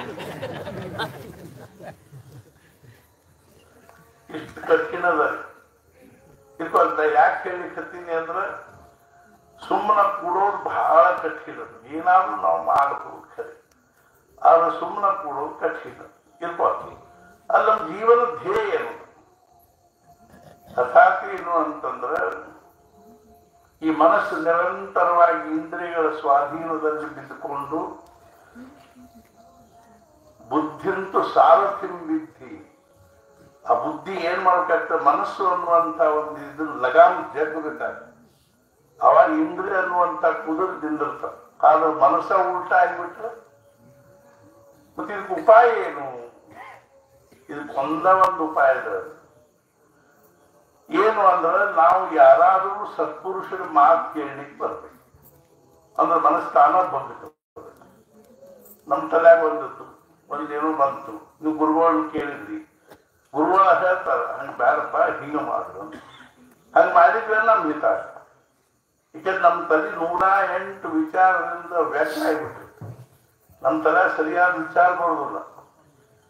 ಗುರುಗಳ ಶಾಂತ ಇರ್ತದೆ, ಅವ್ರ ಮನಸ್ಸು ಶಾಂತ ಇರ್ತದೆ. ಆ ಶಾಂತವಾದ ಮನಸ್ಸಿನಲ್ಲೇ ಒಳ್ಳೆ ವಿಚಾರ, ಹಿಂಗ್ ಮಾಡಪ್ಪ ಅಂತ ಹಂಗಾದ್ರೆ ಸರಿಯಾಗಿ. ನಾ ಯಾಕೆ ಹೇಳಿಕತ್ತೀನಿ ಅಂದ್ರೆ ಸತ್ಸಂಗಕ್ಕೆ ಬಹಳ ಮಹತ್ವ. ಆದ್ರಿಂದ ಹೇಳಿದ್ರು ಏನು ಅಂದ್ರ ಏಕ ಘಡಿ ಆಧಿ ಮೇ ಪುನಿಹಾರ ತುಳಸಿ ಸಂಗತ ಸಾಧುಕಿ ಹರವು ಕೋಟಿ ಅಪರಾಧ. ಸತ್ಸಂಗದಲ್ಲಿ ಜೀವನದಲ್ಲಿ ಏನಾದ್ರು ಒಂದು ರೆವಲ್ಯೂಷನ್, ಅಂತರಂಗಿರುವ ಕ್ರಾಂತಿ ಆಗ್ಬೇಕಾದ್ರೆ ಸತ್ಸಂಗನೇ ಬೇಕು ಅಂತ. ಇಂಥದ ವಿವೇಕಾನಂದನ ಅಮೇರಿಕಾದಾಗ ಒಬ್ಬ ಹೆಣ್ಮಗಳು ಕೇಳಿದ್ರು, ಅಲ್ಲ ನಿಮ್ಮಂಥ ಮೇಧಾವಿಗಳು, ಪ್ರಜ್ಞಾವಂತರು, ಬುದ್ಧಿವಂತರು, ಸಂಘಟನೆ ಸಾಮರ್ಥ್ಯ ಇರ್ತಕ್ಕಂಥವ್ರು ದಕ್ಷಿಣೇಶ್ವರದ ರಾಮಕೃಷ್ಣ ಪರಮಹಂಸರು, ಅವ್ರಿಗೆ ಸೈನ್ ಮಾಡ್ಲಿಕ್ಕೆ ಸೈನ್ ಬರಂಗಿಲ್ಲ, ಅವ್ರಿಗೆ ಹೆಂಗ್ ಶರಣ ಹೋದ್ರಿ ನೀವು? ಆವಾಗ ಅವ್ರು ಹೇಳಿದ್ರು, ನೀವು ಅನ್ನೋದು ಖರೆ ಅದ, ಆದರೆ ಯಾವ ರೀತಿಯಾಗಿ ಒಬ್ಬ ಕುಶಲ ಕುಂಬಾರ ಇದ್ದಾನ, ಅವ್ನಿಗೆ ಯಾರು ಒಂದಿಷ್ಟು ಮಣ್ಣು ಕೊಟ್ರಿ, ಅವ ಅದನ್ನ ಹೆಂಗ್ ಸುಂದರ ಪಾತ್ರೆಗಳನ್ನು ತಯಾರು ಮಾಡ್ತಾನೆ. ಹೆಂಗೋ ಹಂಗೆ ನಾವು ನಮ್ಮ ಸದ್ಗುರುವಿಗೆ ನಮ್ಮ ಮನಸ್ಸು ಕೊಟ್ಟಿವಿ ಅಂದ್ರೆ ಆ ಮನಸ್ಸನ್ನು ದಿವ್ಯ ಮನಸ್ಸನ್ನಾಗಿ ಮಾಡುವ ಶಕ್ತಿ ಅವರು. ಈ ಜಗತ್ತಿನ ಯಾವ ಯೂನಿವರ್ಸಿಟಿಯಲ್ಲಿಯೂ ನಮ್ಮ ಮನಸ್ಸನ್ನು ಆಪರೇಷನ್ ಮಾಡೋದೇ, ಅಥವಾ ಜಗತ್ತಿನಲ್ಲಿ ಯಾವ ಡಾಕ್ಟರ್ಗೂ ನಮ್ಮ ಮನಸ್ಸು ಆಪರೇಷನ್ ಮಾಡ್ಲಿಕ್ಕೆ ಬರಲ್ಲ. ಕೇವಲ ಮನಸ್ಸಿನ ಆಪರೇಷನ್ ಆಗಿ ಒಳ್ಳೆ ಮನಸ್ಸು ನಮ್ಮ ತಲೆಗೆ ಹಾಕಬೇಕು ಅಂದ್ರೆ ಅದಕ್ಕೆ ಸತ್ಸಂಗ ಒಂದ ಉಪಾಯ. ಸತ್ಸಂಗದ ಬಹಳ ಮಹತ್ವದ. ಅದಕ್ಕೆ ಏನಂದ್ರು ಅಂದ್ರೆ ಜೀವನದಲ್ಲಿ ಸತ್ಸಂಗ ಪ್ರಾಪ್ತ ಬಿನು ಹರಿ ಕೃಪಾ ಮಿಲಹಿ ನಹಿ ಸಂತ. ಸತ್ಪುರುಷರು ಭಗವಂತನ ಕೃಪಾಯಿಂದ ಸತ್ಪುರುಷರು ಸಿಗೋದ್ ಕೈ. ನಿಮ್ಗೆಲ್ಲ ಜನ್ಮಾಂತರದ ಪುಣ್ಯ ಅಂತ ತಿಳ್ಕೊಂಡು ನಿಮ್ಗೆಲ್ಲ ಸದ್ಗುರುಗಳು ಪ್ರಾಪ್ತ ಆಗಿರೋದು ಭಾಗ್ಯದ. ಮಹಾರಾಜನಿಗೆ ಇನ್ನೂ ಏನಂದ್ರು, ಮಹಾರಾಜರು ಏನಂದ್ರು, ಈಗ ಮಣ್ಣಿನ ರಸ್ತೆ ಇರ್ತದೆ, ಆಕಳ ಸಗಣಿ ಹಾಕ್ತೀವಿ ನಾವು, ಸಗಣಿ ಎತ್ತಿದ್ವಿ, ಸ್ವಲ್ಪ ಅದ್ರ ಜೊತೆ ಮಣ್ಣು ಬರ್ತದಿರ್ತೀವಿ. ಹೆಂಗೋ ಹಂಗ ಸತ್ಸಂಗದಾಗಿ ಏನದಂದ್ರೆ ಸ್ವಲ್ಪ ಸದ್ವಿಚಾರ ನಮ್ಮ ತಲೆಯೊಳ ಬರ್ಲಿಕ್ಕೆ. ಆದ್ರಿಂದ ಒಂದ್ ಕಡೆ ಶಂಕರಾಚಾರ್ಯ ಹೇಳಿದ, ದುರ್ಲಭಂ ತ್ರಯಮೇ ವೈತ ದೈವಾನುಗ್ರಹ ಹೇತುಕ ಮನುಷ್ಯತ್ವಂ ಮುಮುಕ್ಷುತ್ವಂ ಮಹಾಪುರುಷ ಸಂಶ್ರಯ. ಮೊದಲನೇದಾಗಿ ಮನುಷ್ಯತ್ವ. ಬರೀ ಮನುಷ್ಯರಾಗಿ ಹುಟ್ಟಿದ್ವಿ ಅನ್ನೋದ್ರಿಂದ ಮನುಷ್ಯತ್ವದಲ್ಲಿ ಬರಂಗಿಲ್ಲ. ಮನುಷ್ಯ ರೂಪೇಣ ಮೃಗಾಶ್ಚರಂತಿ. ಮನುಷ್ಯ ರೂಪದಿಂದ ಪಶುಗಳ ಗತಿ ಇರ್ತಕ್ಕಂಥವ್ರು ನಾವು ನೋಡ್ತೀವಿ. ಆದ್ರೆ ಮನುಷ್ಯತ್ವದಿಂದ ಮನುಷ್ಯತ್ವ ಪ್ರಾಪ್ತ ಆಗುವುದು ಅದು ಭಗವಂತನ ಕೃಪಾ. ಎರಡನೇದು ಮುಮುಕ್ಷುತ ಅಂತ. ಮುಮುಕ್ಷುತ ಅಂದ್ರೆ ಏನು ಅಂದ್ರೆ, ಮೋಕ್ಷ ಅಂದ್ರೆ ಏನು ಅಂದ್ರೆ ಬಿಡುಗಡೆ. ಎದರಿಂದ ಬಿಡುಗಡೆ ಅಂದ್ರೆ ದುಃಖದಿಂದ ಬಿಡುಗಡೆ, ಅಜ್ಞಾನದಿಂದ ಬಿಡುಗಡೆ, ಅಹಂಕಾರದಿಂದ ಬಿಡುಗಡೆ, ದೇಹಾಭಿಮಾನದಿಂದ ಬಿಡುಗಡೆ. ಅರ್ಥಾತ್ ಈ ರೀತಿಯಾಗಿರ್ತಕ್ಕಂಥ ಮೋಕ್ಷ ಪ್ರಾಪ್ತ ಆಗಬೇಕಾದರೆ ಮೂರನೇದ್ದೇನ್ ಬೇಕು ಅಂದ್ರೆ ಮಹಾಪುರುಷ ಸಂಶ್ರಯ, ಸತ್ಪುರುಷರ ಸಹವಾಸ ಬೇಕು. ಆ ಸತ್ಪುರುಷರ ಸಹವಾಸ ಇಲ್ಲ ಏನಾಗ್ಲಿಕ್ಕೆ ಶಕ್ಕಿಲ್ಲ ಅಂದ್ರೆ ಮೋಕ್ಷ ಆಗ್ಲಿಕ್ಕೆ ಶಕ್ಕಿಲ್ಲ. ಆದ್ರಿಂದ ಮುಖ್ಯವಾಗಿ ಹೇಳ್ಬೇಕಾದ್ದು ಏನು ಅಂದ್ರೆ ಆಯುಷ್ಯಾತು, ಅರ್ಥಾತ್ ಏನು ಅಂದ್ರೆ ಆಮೇಲೆ ಹೆಂಡತಿ ಮಕ್ಕಳು ಇವು ಎಲ್ಲ ಪ್ರಾರಬ್ಧ. ಯಾರು ಹೆಂಡತಿ ಆಗ್ಬೇಕು, ಯಾರ ಹೆಣ್ಣು ಯಾರು ಗಂಡ ಆಗ್ಬೇಕು, ಯಾವ ಗಂಡಸರಿಗೆ ಯಾರು ಹೆಂಡತಿ ಆಗ್ಬೇಕು ಪ್ರಾರಬ್ಧ. ಮಕ್ಕಳು ಎಂಥವಾಗ್ಬೇಕು ಅನ್ನೋದು ಪ್ರಾರಬ್ಧ. ಗಂಡಾಗ್ಬೇಕು, ಹೆಣ್ಣಾಗ್ಬೇಕು, ದಂಡಾಗ್ಬೇಕು, ಶಾಲೆ ಆಗ್ಬೇಕು. ಏನ್ರಿ ಎಷ್ಟು ಟ್ಯೂಷನ್ ಹಚ್ಚಿರಿ, ಹುಡುಗನಿಗೆ ಏನು ಬರಾಗಿಲ್ಲ. ಎಷ್ಟೋ ಮಂದಿ ಬರ್ತಿರ್ತಾರೆ ನಮ್ಮ ಕಡೆ. ಮೆಂಟಲಿ ರಿಟೈರ್ ಆದ ಹುಡುಗರನ್ನ ಕರ್ಕೊಂಡ್ ಬಂದಿರ್ತಾರೆ. ಸಣ್ಣ ಹುಡುಗರು ಅವಕ್ಕೆ ಮೆದುಳು ಬೆಳೆದಿರಂಗಿಲ್ಲ. ಇವನ್ ಸಲುವಾಗಿ ನಾವು 10 ಲಕ್ಷ ರೂಪಾಯಿ ಖರ್ಚು ಮಾಡಿದ್ವಿ. ಏನೂ ಮಾಡ್ಬೇಕು. ಮತ್ತೇನ್ ಮಾಡ್ಬೇಕ್ರಿ? ಆ ಹುಡುಗನ ಮುಂದಿಟ್ಟುಕೊಂಡು ಸಮಾಧಾನ ಇರ್ಲಿಕ್ಕೆ ಯಾರೋ ಜನ್ಮ ಜನ್ಮಾಂತರ ಋಣಾನು ಬಂದಿರ್ತವೆ. ಒಬ್ಬರಿಗೊಬ್ರು ನಾವು ಆ ಕೂಸಿನ ಸಾಕಿ ಸಲುಹೋದು ನಮ್ಮ ಪ್ರಾರಂಭವಾಗಿ. 4ನೇ ಕ್ಲಾಸು ಸಾಹೇಬರು ಬಂದಿತ್ತು. ಏನ್ರಿ ಮಾಸ್ತರ ಅಂಕಿ ಮಗ್ಗಿ ಕಲ್ಸಿರಿ ಹುಡುಗರಿ? ಕಲ್ಸಿರಿ. ಎಲ್ ತನಕ ಅಂತ? 10 ತನಕ ಅಂತ. ಕೇಳಿ ನೋಡ್ಲಿ ಅಂತ ಕೇಳ್ರಿ. 9 4 ಎಷ್ಟು ರೂಪಾಯಿ ಅಂತ 4 ಹುಡುಗರು ಕೈ ಮಾಡಿ ನಾವು ವಿನೋದವಾಗಿ ಹೇಳಿ ಕಲಿತೀವಿ. ನಿಮ್ಗೆ ಹುಡುಗರು ಕೈ ಮಾಡ್ತಾರಲ್ಲ ಶಾಲೆಯಾಗ, ಮಾಸ್ತರ್ಗಂತ ಹೊರಗೆ ಬಂದು ನೋಡ್ಬೋದು.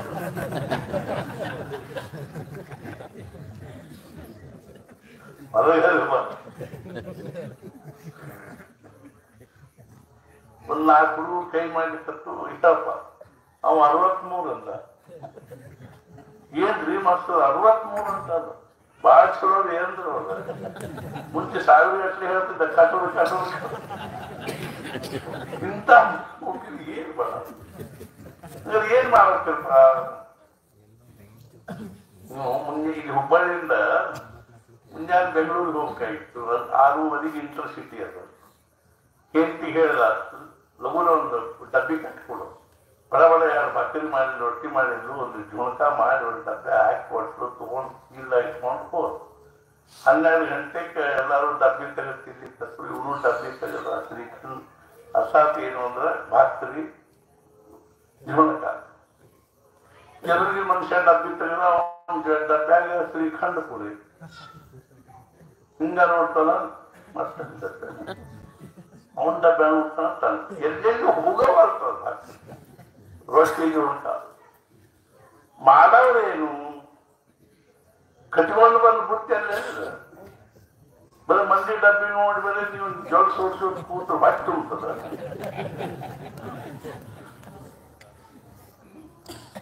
ಅವ್ರು ಹಂಗ 3 ಅಂತಸ್ತಿನ ಮನೆ ಕಟ್ಸಿದ್ರು, ನಮಗ 1 ಅಂತಸ್ತಿನ ಕಟ್ಟಿಸ್ಲಿಕ್ಕೆ ಆಗೋಲ್ತು. ಮನ್ಯಾಗ ಹೆಣ್ಮಕ್ಳು ಬೈತಿರ್ತಾರ, ನಿಮ್ಮ ಹಣೆ ಬರುತ್ತೆ.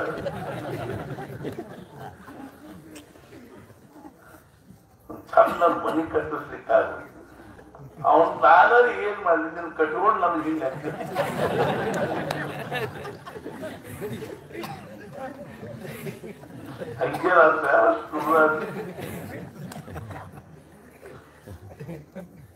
ಯಾರು ಪ್ರಾರಂಭ ಯಾರು ಬಂದು ಮಾಡಿದ್ದೆ. ನಾ ಯಾಕೆ ಹೇಳಿ ಹತ್ತಿದೆ ಅಂದ್ರೆ, ನಾವು ಮನುಷ್ಯ ಜನ್ಮ ಪಡ್ಕೊಂಡು ನಿಜವಾಗಿಯೂ ಮುಖ್ಯವಾಗಿ ಏನ್ ಸಾಧಿಸ್ಬೇಕಾಗಿರೋದ್ರ ಆ ಭಗವಂತನ ದರ್ಶನ ಅದು ಇದು ಇರ್ಕೊಳತ್ತೆ. ದರ್ಶನದ ಲಕ್ಷಣ ಬೇರೆ.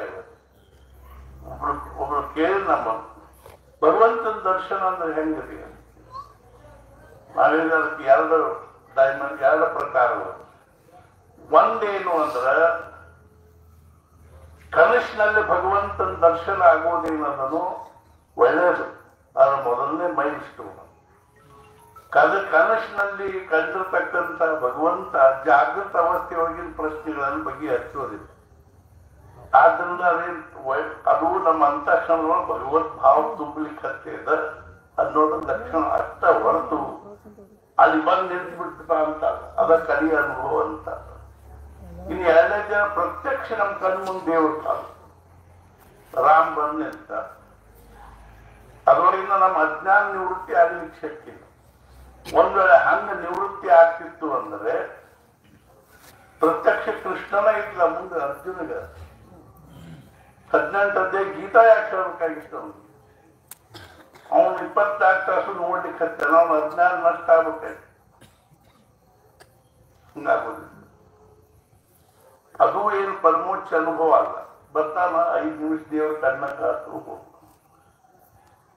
ಮತ್ತು ಮೂರನೇ ಅವಸ್ಥೆ ಏನ್ರಿ?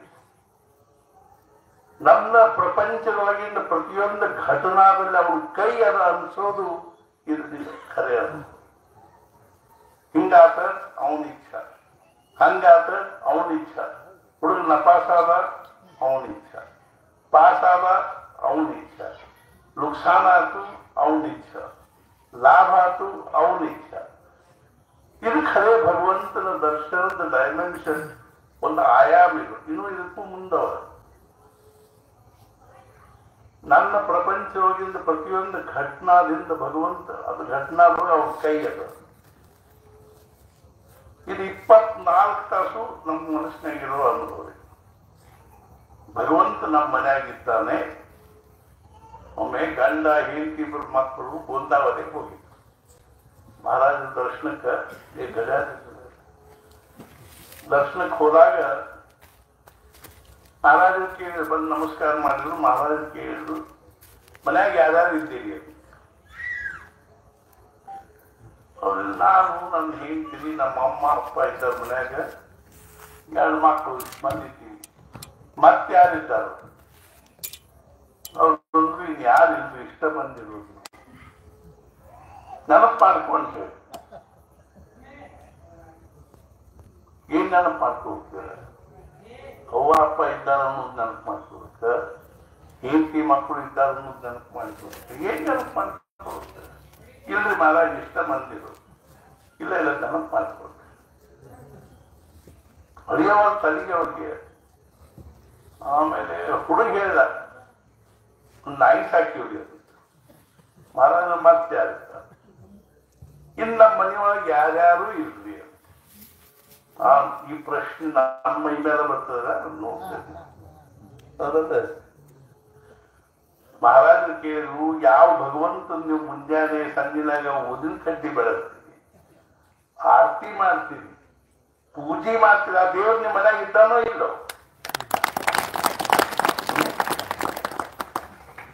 ಅನಿಸ್ತಾ ಇದ್ರು ನಮ್ಗೆ. ಆ ದೇವ್ರು ನಿಮ್ಮ ಮನೆಯಾಗಿದ್ರ ನಿಮ್ಗೆ ಚಿಂತೆ ಆಗ್ತದೆ, ನಿಮಗ್ ಕಾಳಜಿ ಆಗ್ತದೆ, ನಿಮ್ಗೆ ದುಃಖ ಆಗ್ತದೆ.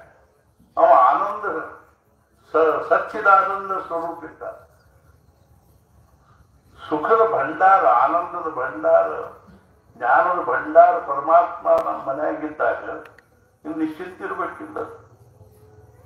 ಅನ್ವಕ್ಕಿದ್ದಾನ ಅನ್ಸಂಗಿಲ್ಲ ಅಂತ.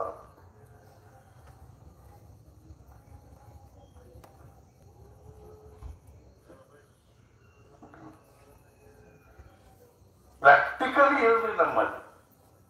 ಥೆರಾಟಿಕಲಿ ಸಾಕಷ್ಟು ಹೇಳ್ತೀವಿ ವೇದಾಂತ. ವೇದಾಂತ ಹೇಳೋದಂದ್ರೆ ಹೆಂಗ್ ಮಹಾರಾಜ್ ಹೇಳ್ತಿದ್ರು, ವೇದಾಂತದ ಹರಟಿಗೂ ಪ್ರಾಪಂಚಿಕ ಹರಟಿಗೂ ಬಹಳ ಫರಕ್ ಇರುತ್ತೆ. ಪ್ರಾಪಂಚಿಕ ಹರಟಿ ಅಂದ್ರೆ ದುರ್ಗಾ ಬಕ್ರಿ ವಾಕರಿಕೆ, ವೇದಾಂತದ ಹರಟಿ ಅಂದ್ರೆ ಶ್ರೀಖಂಡ ಪುರಿ ವಾಕರಿಕೆ. ಬರೀ ಹರಟಿ ಬರಲ್ಲ ಆತನ ಅನುಭವ ಬೇಕಲ್ಲ. ಇದಕ್ಕೆ ಏನು ಅಂದ್ರೆ ಭಗವಂತ ನಮ್ಮ ಮನೆಯಾಗಿದ್ದಾನ ಅಂತ ಅನಿಸ್ಬೇಕಾದ್ರೆ ನಾವು ಎಷ್ಟು ಸಾಧನೆ ನಾ ಹೇಳಿದ್ದ ನನ್ನ ಪ್ರಪಂಚದಲ್ಲಿ ಪ್ರತಿಯೊಂದು ಘಟನಾದಲ್ಲಿ ಅವನ ಕೈ ಅದ. ನಾವು ಏನಂತೀವಿ, ಏನ್ರಿ ನಮ್ಗೆ ದೇವ್ರು ಹಿಂಗ್ಯಾಕ್ ಮಾಡಿದ ಅಲ್ರಿ? ಯಾವ ದೇವರಲ್ಲಿ ಏನೂ ಕೆಟ್ಟತನದ ಲೇಷ ಇಲ್ಲೋ, ಸಚ್ಚಿದಾನಂದ ಘನ ಇದ್ದಾನೋ ಅವ ನಮಗೆಲ್ಲರೂ ಕೆಳಕ್ ಮಾಡ್ಲಿಕ್ಕೆ ಶಕ್ಯದ? ದೇವ್ರು ನಮ್ಮನ್ನು ಮರ್ತ ಬಿಟ್ಟಾನ. ಅಯ್ಯೋ, ನಾವು ಮರ್ತೀವಿ ಅನ್ನೋ ಕಡೆ ಲಕ್ಷ್ಯ ಇಲ್ಲ ನಮ್ಗೆ. ದೇವ್ರು ನಮ್ಮನ್ನು ಮರ್ತ ಬಿಟ್ಟಾನ. ಏನ್ರಿ ದೇವ್ರು ನಮ್ಮ ಮ್ಯಾಲ ಕೃಪಾನ ಮಾಡಕ್ಕೆ? ಯಾವನೋ ಒಬ್ಬ ಮುಂಜಾನೆ ಎದ್ದು ಒಂದು ಕಿಟಕಿ ಬಾಗಿಲ ತೆಗಿಲ್ದದ, ಏನ್ರಿ ಸೂರ್ಯ ನಮ್ಮ ಮ್ಯಾಲ ಕೃಪಾನ ಇಲ್ಲ, ಮನ್ಯಾಗ ಬೆಳಕ ಬಿದ್ದಿಲ್ಲ. ಈ ಕಿಟಕಿ ಬಾಗಿಲ ತೆಗಿ, ನೋಡ್ ಒಳಗ ಬಿಸಿಲು ರಡರನ್ನ ಬಿಸಿಲು ಬೀಳದು, ಬೆಳಗ್ಗೆ ಝಗ್ ಅಂತ ಬೆಳಕು ಬೀಳತ್ತು. ನಾವು ಒಂದ್ ಕಡೆ ಮಾರಿ ಮಾಡಿದ್ರೆ ನಮ್ಗೆ ಕಾಣಿಸೋದು. ಭಗವಂತನ if look me I look you. ನೀ ನನ್ನ ಕಡೆ ನೋಡುವ, ನಾನು ನಿನ್ನ ಕಡೆ ನೋಡ್ತೀನಿ. ನಾವು ಒಂದ್ ಕಡೆ ಬೆನ್ನು ಮಾಡಿ ದೇವ್ರು ನಮ್ಮ ಕಡೆ ನೋಡವಲ್ಲ ಅಂದ್ರೆ, ಇದ್ರ ಮುಂದಿನ ಡೈಮೆನ್ಷನ್ ಏನು ಅಂದ್ರೆ, ಈ ವಿಶ್ವದಲ್ಲಿ ನಡೀತಕ್ಕಂಥ ಪ್ರತಿಯೊಂದು ಘಟನಾದಿಂದ ಅವನು ಸತ್ತ. ಒಂದ್ ಕಡೆ ಉಪನಿಷತ್ನಲ್ಲಿ ಹೇಳ್ತಾರೆ, ಭೀಷಾತ್ಮಾತ್ವಾತತ್ವತೆ ಭೀಷೋದೀತಿ ಸೂರ್ಯ ಭೀಷಾತ್ಮಾದಗ್ನಿಶ್ಚೇಂದ್ರ. ಆ ಭಗವಂತನಿಂದ ಭಯಗ್ರಸ್ತರಾಗಿ ಸೂರ್ಯ ಸಮಯಾನುಸಾರವಾಗಿ ಉದಯ, ಗಾಳಿ ಬೀಸ್ತಾನ. ಮೃತ್ಯುರ್ಧಾವತಿ ಪಂಚಮ. ಅವನ ಆಜ್ಞೆ ಇಲ್ದನೆ, ಅವನು ಸತ್ತ ಇಲ್ದನೆ ಯಾರಿಗೂ ಮರಳು ಬರ್ಲಿಕ್ಕೆ ಇರ್ಬಾರ್ದು. ಹೆಂಗೋ ಹಂಗೇನದ ಅಂದ್ರೆ, ಕೃಷ್ಣ ಅರ್ಜುನ ದುರ್ಯೋಧನ ಸಾಕಷ್ಟು ಹೇಳಿದ. ಅವ ಹೇಳಿದ, ಕೃಷ್ಣ ಇದೆಲ್ಲ ನನಗೆ ಗೊತ್ತದ, ಹಂಗಾದ್ರೆ ನೀವೊಂದು ಕೆಲಸ ಮಾಡು, ನಾನು ಬುದ್ಧಿಯ ದಿಶಾ ಬದಲು ಮಾಡು, ವಿಚಾರ ಮಾಡೋ ದಿಶಾ ಬದಲು ಮಾಡು. ಕೃಷ್ಣ ಏನಂದ, ನೋಡು, ವಿಚಾರ ಮಾಡೋ ದಿಶಾ ಬದಲು ಮಾಡೋ ಡಿಪಾರ್ಟ್ಮೆಂಟ್ ನಮ್ಮ ಕಡೆ ಇಲ್ಲ. ನಮ್ಮ ಕಡೆ ನೋಡಿ ಸುದರ್ಶನ್ ಚಕ್ರ, ಒಂದು ಭರತ, 2 ತುಂಡು. ಭಗವದ್ಗೀತಾ 18 ಅಧ್ಯಾಯ ಹೇಳಿನು, ವಿಮೃಶೈತ ರಶೇಷೇಣ ಯಥೇಚ್ಛಸಿ ತಥಾ. ಹೇ ಅರ್ಜುನ, ಇದೆಲ್ಲ ವಿಚಾರ ಮಾಡಿ, ನಾ ಇಷ್ಟೋ ತನಕ ಹೇಳಿದ್ರ ಬಗ್ಗೆ ಇಷ್ಟು ವಿಚಾರ ಮಾಡಿ ನಿಮ್ಗೆ ಯೋಗ್ಯ ಅನಿಸಿದಂಗೆ ಮಾಡು ಅಂತ ಹೇಳ್ಬಿಟ್ಟ. ಯಾಕೈದು ಆಯ್ತುಬಿಟ್ಟ ಕೃಷ್ಣ. ಮತ್ತ ದುರ್ಯೋಧನ ಕೇಳಿದಾಗ, ಬುದ್ಧಿಯ ದಿಶಾ ಬದಲು ಮಾಡೋ ಡಿಪಾರ್ಟ್ಮೆಂಟ್ ಯಾರಿಗೆ ಕೊಟ್ಟಿಪ್ಪ? ಕೃಷ್ಣ ಹೇಳಿದ, ಇದನ್ನು ಸತ್ಪುರುಷರಿಗೆ ಕೊಟ್ಟಿ. ಅರ್ಥಾತ್ ಸತ್ಸಂಗದಿಂದಲೇ ಬುದ್ಧಿಯ ದಿಶಾ ಬದಲ. ಮನುಷ್ಯ ಜನ್ಮ ಏನು ಸಾಮಾನ್ಯ ಅಲ್ಲವಿ. ಹಾನಿ ಮಾಡಲು ಬೇಡಿ ಹುಚ್ಚಪ್ಪಗಳಿದ ಮಾನವ ಜನ್ಮ ದೊಡ್ಡದು. ಆದ್ರೆ ನಮ್ಮ ಬುದ್ಧಿಯ ದಿಶಾನ ತಪ್ಪಾಗಿಬಿಡ್ತದೆ. ಇದೇ ಒಬ್ಬರಿಗೆ ಹೇಳಿಕತ್ತಿದ್ವಿ, ನಮಗೆ ಸೆಲ್ಫ್ ಹಿಪ್ನೋಟೈಸೇಷನ್, ಬುದ್ಧಿಗೆ ಭ್ರಮ ಬಂದ್ಬಿಟ್ಟದು. ನಮ್ಮ ಬ್ರೈನ್ ವಾಶ್ ಆಗಿಬಿಟ್ಟದು. ಈ ಪಾಶ್ಚಾತ್ಯ ಸಂಸ್ಕೃತಿ, ವೈಜ್ಞಾನಿಕ ಸಂಸ್ಕೃತಿ, ಭೌತಿಕ ಸಂಸ್ಕೃತಿ ನಮ್ಮ ಬ್ರೈನ್ ವಾಶ್ ಮಾಡಿಬಿಟ್ಟಾರೆ. ಎಲ್ಲ ತಲೆಯಾಗೂ ಬರೀ ಏನಪ್ಪಾ ಅಂದ್ರೆ, ನಮ್ಮ ಹುಡುಗನಿಗೆ ಕಲಿಸ್ಬೇಕು, ನೌಕರಿ ಹಚ್ಚಬೇಕು, ಮದುವೆ ಮಾಡಬೇಕು, ಕಂಡಾಪಟ್ಟಿ ದುಡ್ಡು ಗಳಿಸ್ಬೇಕು, ಶ್ರೀಮಂತರಾಗಬೇಕು. ಬೇರೆ ವಿಚಾರ ಮತ್ತೇನಾಗಬೇಕು? ಡಿಹಿಪ್ನೋಟೈಸೇಷನ್ ಆಗ. ದುಡ್ಡಿನಲ್ಲಿ ಸುಖ ಇಲ್ಲ, ಮನಿ ಮಾರ್ಗಗಳಲ್ಲಿ ಸುಖ ಇಲ್ಲ. ಮೊನ್ನೆ ಹುಚ್ಚೀರಪ್ಪದ್ದನ ಜಾತ್ರೆಗೆ ಹೋಗಿದ್ವಿ ನಾವು, ನರೇಗಲ್ಲಿಗೆ. ಹುಚ್ಚೀರಪ್ಪದ್ದ ಅಂತ ಇದ್ರು, ಅವರು ವಿಚಿತ್ರ. ಹೋಗ್ತಿತ್ತು ಯಾವಾಗಲೇ, ನನ್ನ ಸಭಾದಲ್ಲೇ ಹೋಗಿದ್ವಿ. ಒಬ್ಬ ಅಗದಿ ಉತ್ತಮ, ಅವ ವೀರಯ್ಯ ಅಂತ ಲಿಂಗಾಯತರ ಹುಡುಗ, ಅಗದಿ ತರುಣ, ಚಲೋ ಕೆಲಸ ಮುಗಿಸಿ ಭಾರಿ ಮಸ್ತ್ ಮಾಡ್ತಿದ್ದ. ಕಪ್ಲಿ ಹೊಡಿಲಿಕ್ಕೆ ಅದಕ್ಕೆ ಇದಕ್ಕೆ ಕೆಲಸ ಮಾಡ್ತಿದ್ದ. ಅಕಸ್ಮಾತ್ ಕರ್ಮಧರ್ಮ ಸಂಯೋಜನೆ ಒಬ್ಬ ಸಾಧು ಹೊರದಾಗ, ಸಾಧು ಒಂದು ಗುಡಿಸಲ್ದಾಗಿದ್ದ. ಸ್ವಲ್ಪ ದಿವಸಕ್ಕೆ ಗಾಂಜಾ ಸೇರ್ಲಿಕ್ಕೆ ಕಲಿಸಿದ ಇವನಿಗೆ. ಆಮೇಲೆ ಇವ್ರು ಕುಡಿಲಿಕ್ಕೂ ಕಲಿಸಿದ. ಅವ್ ಸಾಧು ತತ್ರಾಣಿ ತಗೊಂಡ್ಬರುದು, ಇವ ಕುಡಿಯೋದು. ಆಮೇಲೆ ಕೆಲಸದ್ದೆಲ್ಲ ಇದು ಆಯ್ತು, ರಸ್ತವ್ಯಸ್ತ ಆಗ್ತದೆ. ಮನ್ಯಾಗ ಬೈದ್ರು. ಸಾಧು ಹೋಗು ಮುಂದೆ ಏನು ಆಶೀರ್ವಾದ ಮಾಡಿದ್ರು, ಏನು ವಿಶಾಲ ಬದಲ. ಮನ್ಯಾಗ ಬೈದರು ಬಡದರು ಅವ್ರ ಚಿಕ್ಕಪ್ಪ ಅವನು ಹಿಂಗೆ ಹೊರದ್ಲ ಬಡಿಗೆ ತಗೊಂಡು ಬಿಟ್ಟಂದಿಲ್ರಿ. ಪ್ರತಿಕ್ರಿಯಾ ಶೂನ್ಯ ಆಗಿಬಿಟ್ಟ. ಹೊರಗೆ ಹಾಕಿದ್ರು. ಭಿಕ್ಷಾ ಬೆಳ್ಕೊಳ್ತಿರ್ಲಿಕ್ಕೆ ಹತ್ತ ಭಿಕ್ಷಾನು ಕೊಡ್ಲಿಲ್ಲ ಸರಿಯಾಗಿ. ಹುಡುಗರು ಅದು ಅವನ್ ಭಿಕ್ಷಾ ಬೆಳಿದ ತಟ್ಟಾಗಿ ಮಣ್ಣು ಹಾಕಿದ್ವಿ, ಇದನ್ನ ಹಾಕಿದ್ವಿ, ಹುಳ ಹಾಕಿದ್ವಿ, ಒಬ್ಬಡಿ ತಿನ್ಬಿಡ್ತು. ಅದು ಸಹಿತ ಊರಾಗ ಬಲ್ಗೊಳ್ಳಿಲ್ಲ. ಕೊಳಗೆ ಸ್ಮಶಾನದಾಗ ಕೂತ್ಕೊಂಡು ದನ ಕಡ್ದು ಹಸಿ ಮಾವು ತಿನ್ಲಿಕ್ಕೆ ಹಸಿವಿಗೆ ಸೆರೆ ಕುಡ್ಲಿಕ್ಕೆ ಹತ್ತ. ಮತ್ತ ಅವ್ರ ಮನ್ಯಾಗ ಹೊಡೆದು ಬಡದು ಎಲ್ಲ ಮಾಡಿದ್ರು. ಏಕ್ದಮ್ ಶಾಂತ ಸಿದ್ಧಪ್ರಜ್ಞೆ ಆಗಿಬಿಟ್ಟ ಅಂತ. ಏನು ಒಂದು ಪ್ರತಿಕ್ರಿಯೆ ಇಲ್ಲ, ಒಂದು ಶಬ್ದ ಇಲ್ಲ. ಮತ್ತೆ ಹಿಂಗೆ ನ್ಯಾಯನಾಗ ಕೂಡ್ತಿದ್ರೆ ಬೈಲಾಗ ಕೂಡ್ತಿದ್ದ. ಅವನು ಒಂದ ಒಂದು ವಾಕ್ಯ ಯಾವ್ದು ಹೌದು ಅದಲ್ಲ, ಯಾವ್ದಲ್ವ ಅದು ಹೌದು ನಡಿ ಇಷ್ಟ. ಉಪನಿಷತ್ ವಾಕ್ಯರು ಯಸ್ಯ ಮತಂ ತಸ್ಯ ಮತಂ ಮತಂ ಯಸ್ಯ ನ ವೇದ ಸಹ ಅವಿಜ್ಞಾತಂ ವಿಜಾನತಾಂ ವಿಜ್ಞಾತಂ ಅವಿಜಾನತಾಂ. ಯಾವ್ದು ಇವತ್ತು ನಾವು ಹೌದು ಅಂತ ಗುಜ್ಜಾಗಿ ಕತ್ತೀವಿ ನೋಡ್ರಿ, ಅದು ಸರಿಪಡಿಸಿಕತ್ತೀವಿ, ತಲೆ ಕೆಟ್ಟು ಅದಲ್ಲ. ಸಣ್ಣ ಹುಡ್ರು ಆತಿದ್ದಂಗಿಲ್ಲ. ಸಣ್ಣ ಸಣ್ಣ ಹುಡುಗಿ ಸಣ್ಣ ಹುಡುಗರು ಬೊಂಬೆ ಆಟ ಆಡ್ತಾವ. ಆ ಹುಡುಗನ ಅದ ಹುಡುಗನ ತಾಯಿ ಅದಕ್ಕೆ ಊಟಕ್ಕೆ ಕೂತಾರ, ಹುಡುಗಿ ತಾಯಿ ಅದಕ್ಕೆ ಬಳಸ್ಲಿಕ್ಕತ್ತಾರ. ಅವು ಯಾರು ಬೊಂಬಿಲ್ಲ. ಒಂದು ಕುಳ್ಯಾಗಿಂದ ಒಂದಿಷ್ಟು ಮಂತ್ ತಂದು ಅಕ್ಕಿ ಆಲದೇನೋ ಇದ್ರ ಹಾಕಿದ್ಲು.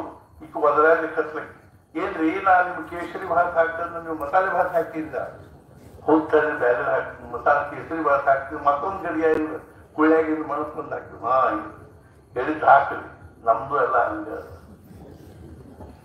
ಇದು ಈ ಕುಳ್ಯ ಇದು ಮಣ್ಣು, ಅದು ಆ ಕುಳ್ಯ.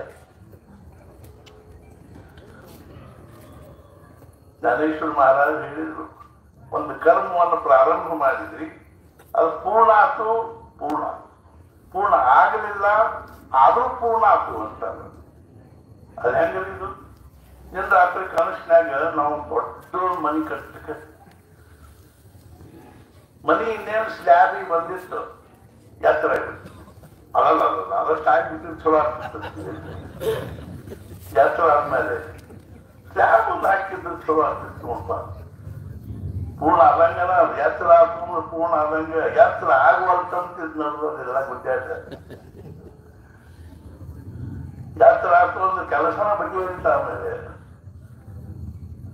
ಆ ಹುಚ್ಚಿರಪ್ಪದ ನರೇಗೌಡ ಹತ್ರ ಶೃಂಗೇರಿ ಮಠದ ಸ್ವಾಮಿಗಳು ಸಚ್ಚಿದಾನಂದ ಅಭಿನವ ನರಸಿಂಹ ಭಾರತಿ ಸ್ವಾಮಿಗಳು ಮೇಲೆದ ಹೊಟ್ಟ ಊರಾಗಿನ ಬ್ರಾಹ್ಮಣರೆಲ್ಲ ಕಾಯಿ ಹಿಡ್ಕೊಂಡು ಅವ್ರು ನಮಸ್ಕಾರ ಮಾಡ್ಲಿಕ್ಕೆ ಹೋದಾಗ ನಮಸ್ಕಾರ ಮಾಡಿದ್ರು. ಅವ್ರು ಹಿಂಗ ಒಂದು ರೌಂಡ್ ಸುತ್ತ ಹೊಡೆದು ನೋಡಿದ್ರು. ಅಲ್ಲಿ ಅವು ಕೂತಿದ್ದ ಸ್ಮಶಾನ. ಅವ ಯಾರು ಹುಚ್ಚಿ ಹಿರಿಯಾರಿ, ಅವು ಭ್ರಷ್ಟ ಇದ್ದಾನ್ರಿ. ಇವ್ರು ಹತ್ಲಾಕ ಹೊಂದ್ಬಿಟ್ರು ಜಗದ್ಗುರುಗಳು. ಗಾಬರಿದ್ರು ಬ್ರಾಹ್ಮಣರೆಲ್ಲ, ಬ್ಯಾಡ್ರಿ ಸನ್ನಿಧಾನ ಹತ್ರ ಹೋಗುದು ಬೇಡ, ಅವ್ ಭ್ರಷ್ಟ ಇದ್ದಲ್ಲ, ಕುಡಿತದ ಮಾಂಸ ತಿಂತಾರ, ಹಸಿ ಮಾಂಸ. ಹೋದ್ರು. ಅವ ಇವ್ರ ಕಡೆ ಬೆಲ್ ಮಾಡಿ ಕೂತಿದ್ದ. ಏನಪ್ಪಾ ನನ್ನ ಹೆಸರೇನು? ಯಾವ್ದು ಹೌದು ಅದಲ್ಲ, ಯಾವ್ದಲ್ವೋ ಅದು ಹೌದು ನಡಿ. ಸ್ವಾಮಿಗಳು ಮಾತು ಕೇಳಿದ್ರು, ನಿನ್ನ ಹೆಸರೇನು ಅಂತ ಅದನ್ನ ಹೇಳಿದ್ರು. ಸ್ವಾಮಿಗಳು ತೆಗಿಗೆ ಬಂದರು. ಅವ್ರು ಹೇಳಿದ್ರು, ಅವನಿಗೆ ಮನಿ ಮಾರಿನ ಹುಚ್ಚಿಲ್ಲ, ನಿಮಗೆ ಮನಿ ಮಾರಿನ ಹುಚ್ಚು. ಅವನಿಗೆ ದುಡ್ಡು ಬೆಳ್ಳಿ ಬಂಗಾರ ಹುಚ್ಚಿಲ್ಲ, ನಿಮಗ ಆ ಹುಚ್ಚದು. ಅವನಿಗೆ ಹೆಂಡತಿ ಮಕ್ಕಳು ಹುಚ್ಚಿಲ್ಲ, ನಿಮಗ ಆ ಹುಚ್ಚದು. ಅವನಿಗೆ ಸಮಾಜದ ಮಾನ ಮರ್ಯಾದೆ ಪ್ರತಿಷ್ಠೆ ಗೌರವ ಹುಚ್ಚಿಲ್ಲ, ನಿಮಗ. ನೀವು ಹುಚ್ಚರು, ಅವನು ಹುಚ್ಚಲ್ಲ.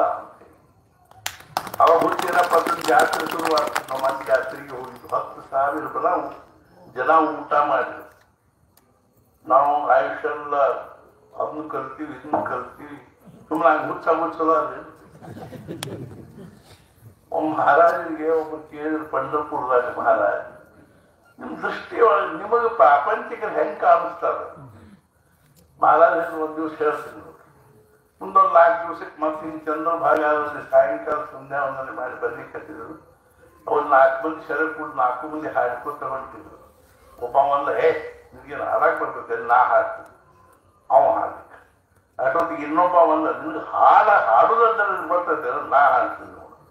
ಅವ್ರು 4 ಮಂದಿ ಹಿಂಗೆ ಅನ್ಕೋತ ಹೊಂಟಾಗ ಇವ್ರು ಮಹಾರಾಜರು ಕೇಳಿದ್ರು, ಅವ್ರು ಗಣಪತರಾವ್ ದಾಮ್ಲೆ ಅನ್ನೋರಿಗೆ, ಗಣಪತರಾವ್ ನಿಮ್ಗೆ ಅವ್ರು ಹೆಂಗ್ ಕಾಣ ಏನ್ ಹುಚ್ಚರನ್ನು ಸೆರೆ ಕೂಡುದು ಹೆಂಗೆ ಏನೇನೇನು ಒದರಾಡ್ಕೊತ ಸತ್ಪುರುಷರಿಗೂ ಪ್ರಾಪಂಚಿಕ ಹಿಂಗೆ ಕಾಣಿಸ್ತಾರೆ ನೋಡು. ಅವ್ರು ಮತ್ತೆ ಬಿಟ್ಟು ದೊಡ್ಡ ದೊಡ್ಡ ಮನೆ ಕಟ್ಟಕತ್ತಿದ್ದ ಒಬ್ಬ ಕನಸಿನಾಗ ಎಲ್ಲ ಪೂರ್ಣ ಆಯ್ತು, ವಾಸ್ತು ಶಾಂತಿ ಆಯ್ತು, ಗೃಹ ಪ್ರವೇಶ ಆಯ್ತು, 1000 ಮಂದಿ ಬಂದು ಊಟ ಮಾಡಿದ್ರು, ಹೋದ್ರು, ಎತ್ತರ ಚೊಳ ಆಗ್ಬಿಡ್ತು ಅಂತಾರೆ. ಎಲ್ಲ ಮುಗಿದು ಹೋಗ್ತು ಅಂತ ಮುಗಿದಂಗನ ಮುಗಿದೇ ಇದ್ರು ಮುಗಿದಂಗನ ಅಂತ ಪ್ರಪಂಚ ಬುದ್ಧಿ ಆಗ್ಲಿಕ್ಕೆ ಆಯುಷ್ಯ ಅಲ್ಲ. ಸಮಾಧಾನ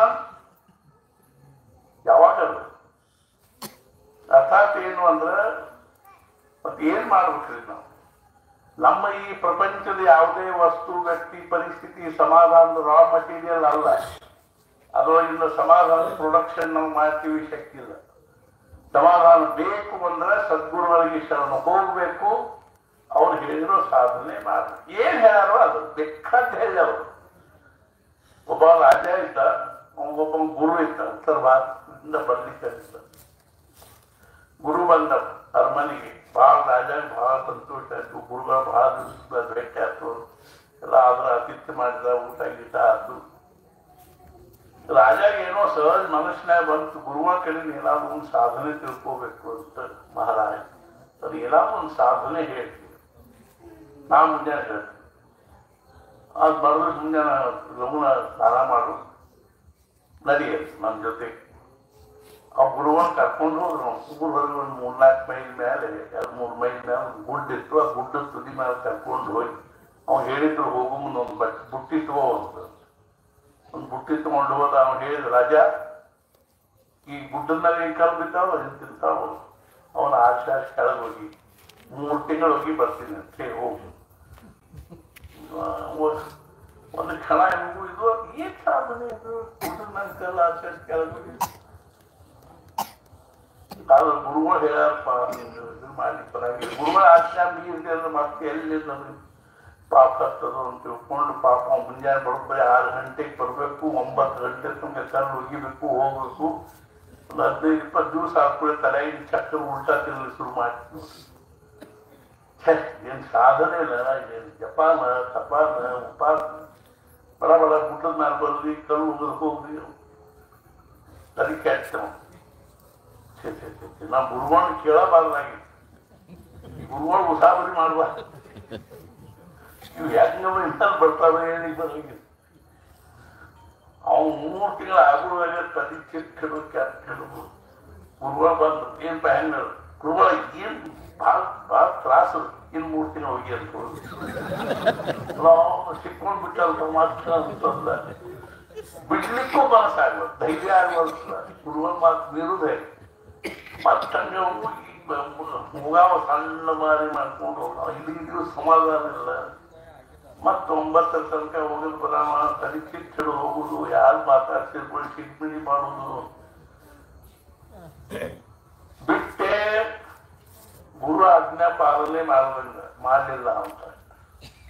ಹರವೃಷ್ಟೇ ಗುರುಸ್ತ್ರಾತ ಗುರವೃಷ್ಟೇನ ಕಷ್ಟನ ತಸ್ಮಾತ್ ಸರ್ವ ಪ್ರಯತ್ನೇನ ಗುರುಕೋಪನ್ನ ಕಾಲೇ.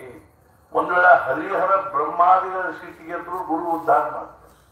ಗುರು ಸಿಟ್ಟಿಗೆದ್ರೆ ಯಾರು ಉದ್ಧಾರ ಮಾಡ್ಲಿಕ್ಕೆ. ಆದ್ದರಿಂದ ಗುರುಗಳ ಆಜ್ಞಾ ಅವ್ರಿಗೆ ಸಂತೋಷ ಆಗುವಂತ ಮಾಡು. ಈಗ ಅವ್ವ ಅಪ್ಪ ಇಬ್ರು ಅಗದಿ ರೆಡಿಯಾಗಿ ಹುಡುಗನ್ ಕರ್ಕೊಂಡು ಎಲ್ಲೋ ಕಾರ್ಯಕ್ರಮ ಕೊಂಡಿರ್ತಾರೆ. ಆ ಹುಡುಗ ಹತ್ರ ಓಡ್ಯಾಡ್ರಿ ಕೆಸರು ರಾಡ್ಯಾಗ ಬಿತ್ತು ಅಂದ್ರೆ, ರಾಡ್ಯಾಗ ಬಿತ್ತು ಅಪ್ಪ ಅಂತಂತೆ ಈ ಕರ್ಕೊಂಡು ನೋಡಿ ರಾಡ್ಯಾಗ ಬಿತ್ತು ಬಂದ ಕರ್ಕೊಂಡು ಸ್ವಚ್ಛ ಮಾಡಿಸಿ ಬೇರೆ ಡ್ರೆಸ್ ಕರ್ಕೊಂಬ ಅಂತ. ಮತ್ತ ಅವನು ಹಂಗ ಅಂದ್ರೆ ಯಾರು ಮಾಡ್ಬೇಕ ಹುಡುಗನಿಗೆ? ಮತ್ತ ಅವ್ರವು ಕರ್ಕೊಂಡು ಹೋಗಿ ಅದನ್ನೆಲ್ಲ ಸ್ವಚ್ಛತೆ ಕತ್ತೊಳಿಸಿ ಬೇರೆ ಡ್ರೆಸ್ ಹಾಕಿ ಕರ್ಕೊಂಡ್ ಬಂದ್ಬಿಡಿ. ಆಮೇಲೆ ಅಪ್ಪತ್ತ ಬಾ ಇನ್ನು ಮುಂಚೆ ಅಲ್ಲಿಲ್ರಿ. ಹಂಗ ಗುರುಗಳು ಅಂತಂದ್ರೆ ನಮ್ಮನ್ನು ಎಲ್ಲಾ ದೃಷ್ಟಿಯಿಂದಲೂ ಸುಧಾರಿಸಿ ನಮ್ಮನ್ನು ಉದ್ಧಾರ ಮಾಡೋರು. ಭಗವಂತ ಅಂದ್ರೆ ಏನು ಅಂದ್ರೆ ರೆಡಿ ಬಾನಿ, ನಾ ಆಶೀರ್ವಾದ ಮಾಡ್ತೀನಿ ಅಲ್ಲ. ಅದು ಕೃಷ್ಣ ಹೇಳಿದ, ಈ ಬುದ್ಧಿಯ ದಿಶಾ ಬಂದ್ ಮಾಡ್ತಕ್ಕಂಥ ಡಿಪಾರ್ಟ್ಮೆಂಟ್ ನ ಸತ್ಪುರುಷರಿಗೆ ಕೊಟ್ಟಿದ್ವಿ. 3 ತಿಂಗಳು ಹೋಗೋದು ತಲೆ ಕೆಟ್ಟ ಚಿಟ್ಟ ಹಿಡಿದು ಸಾಕಾಗಿ ಓಡಿ ಹೋಗ್ಬೇಕಂತ ಅದು ಬಿಡ್ಲಿಕ್ಕೆ ಬರಂಗಿಲ್ಲ.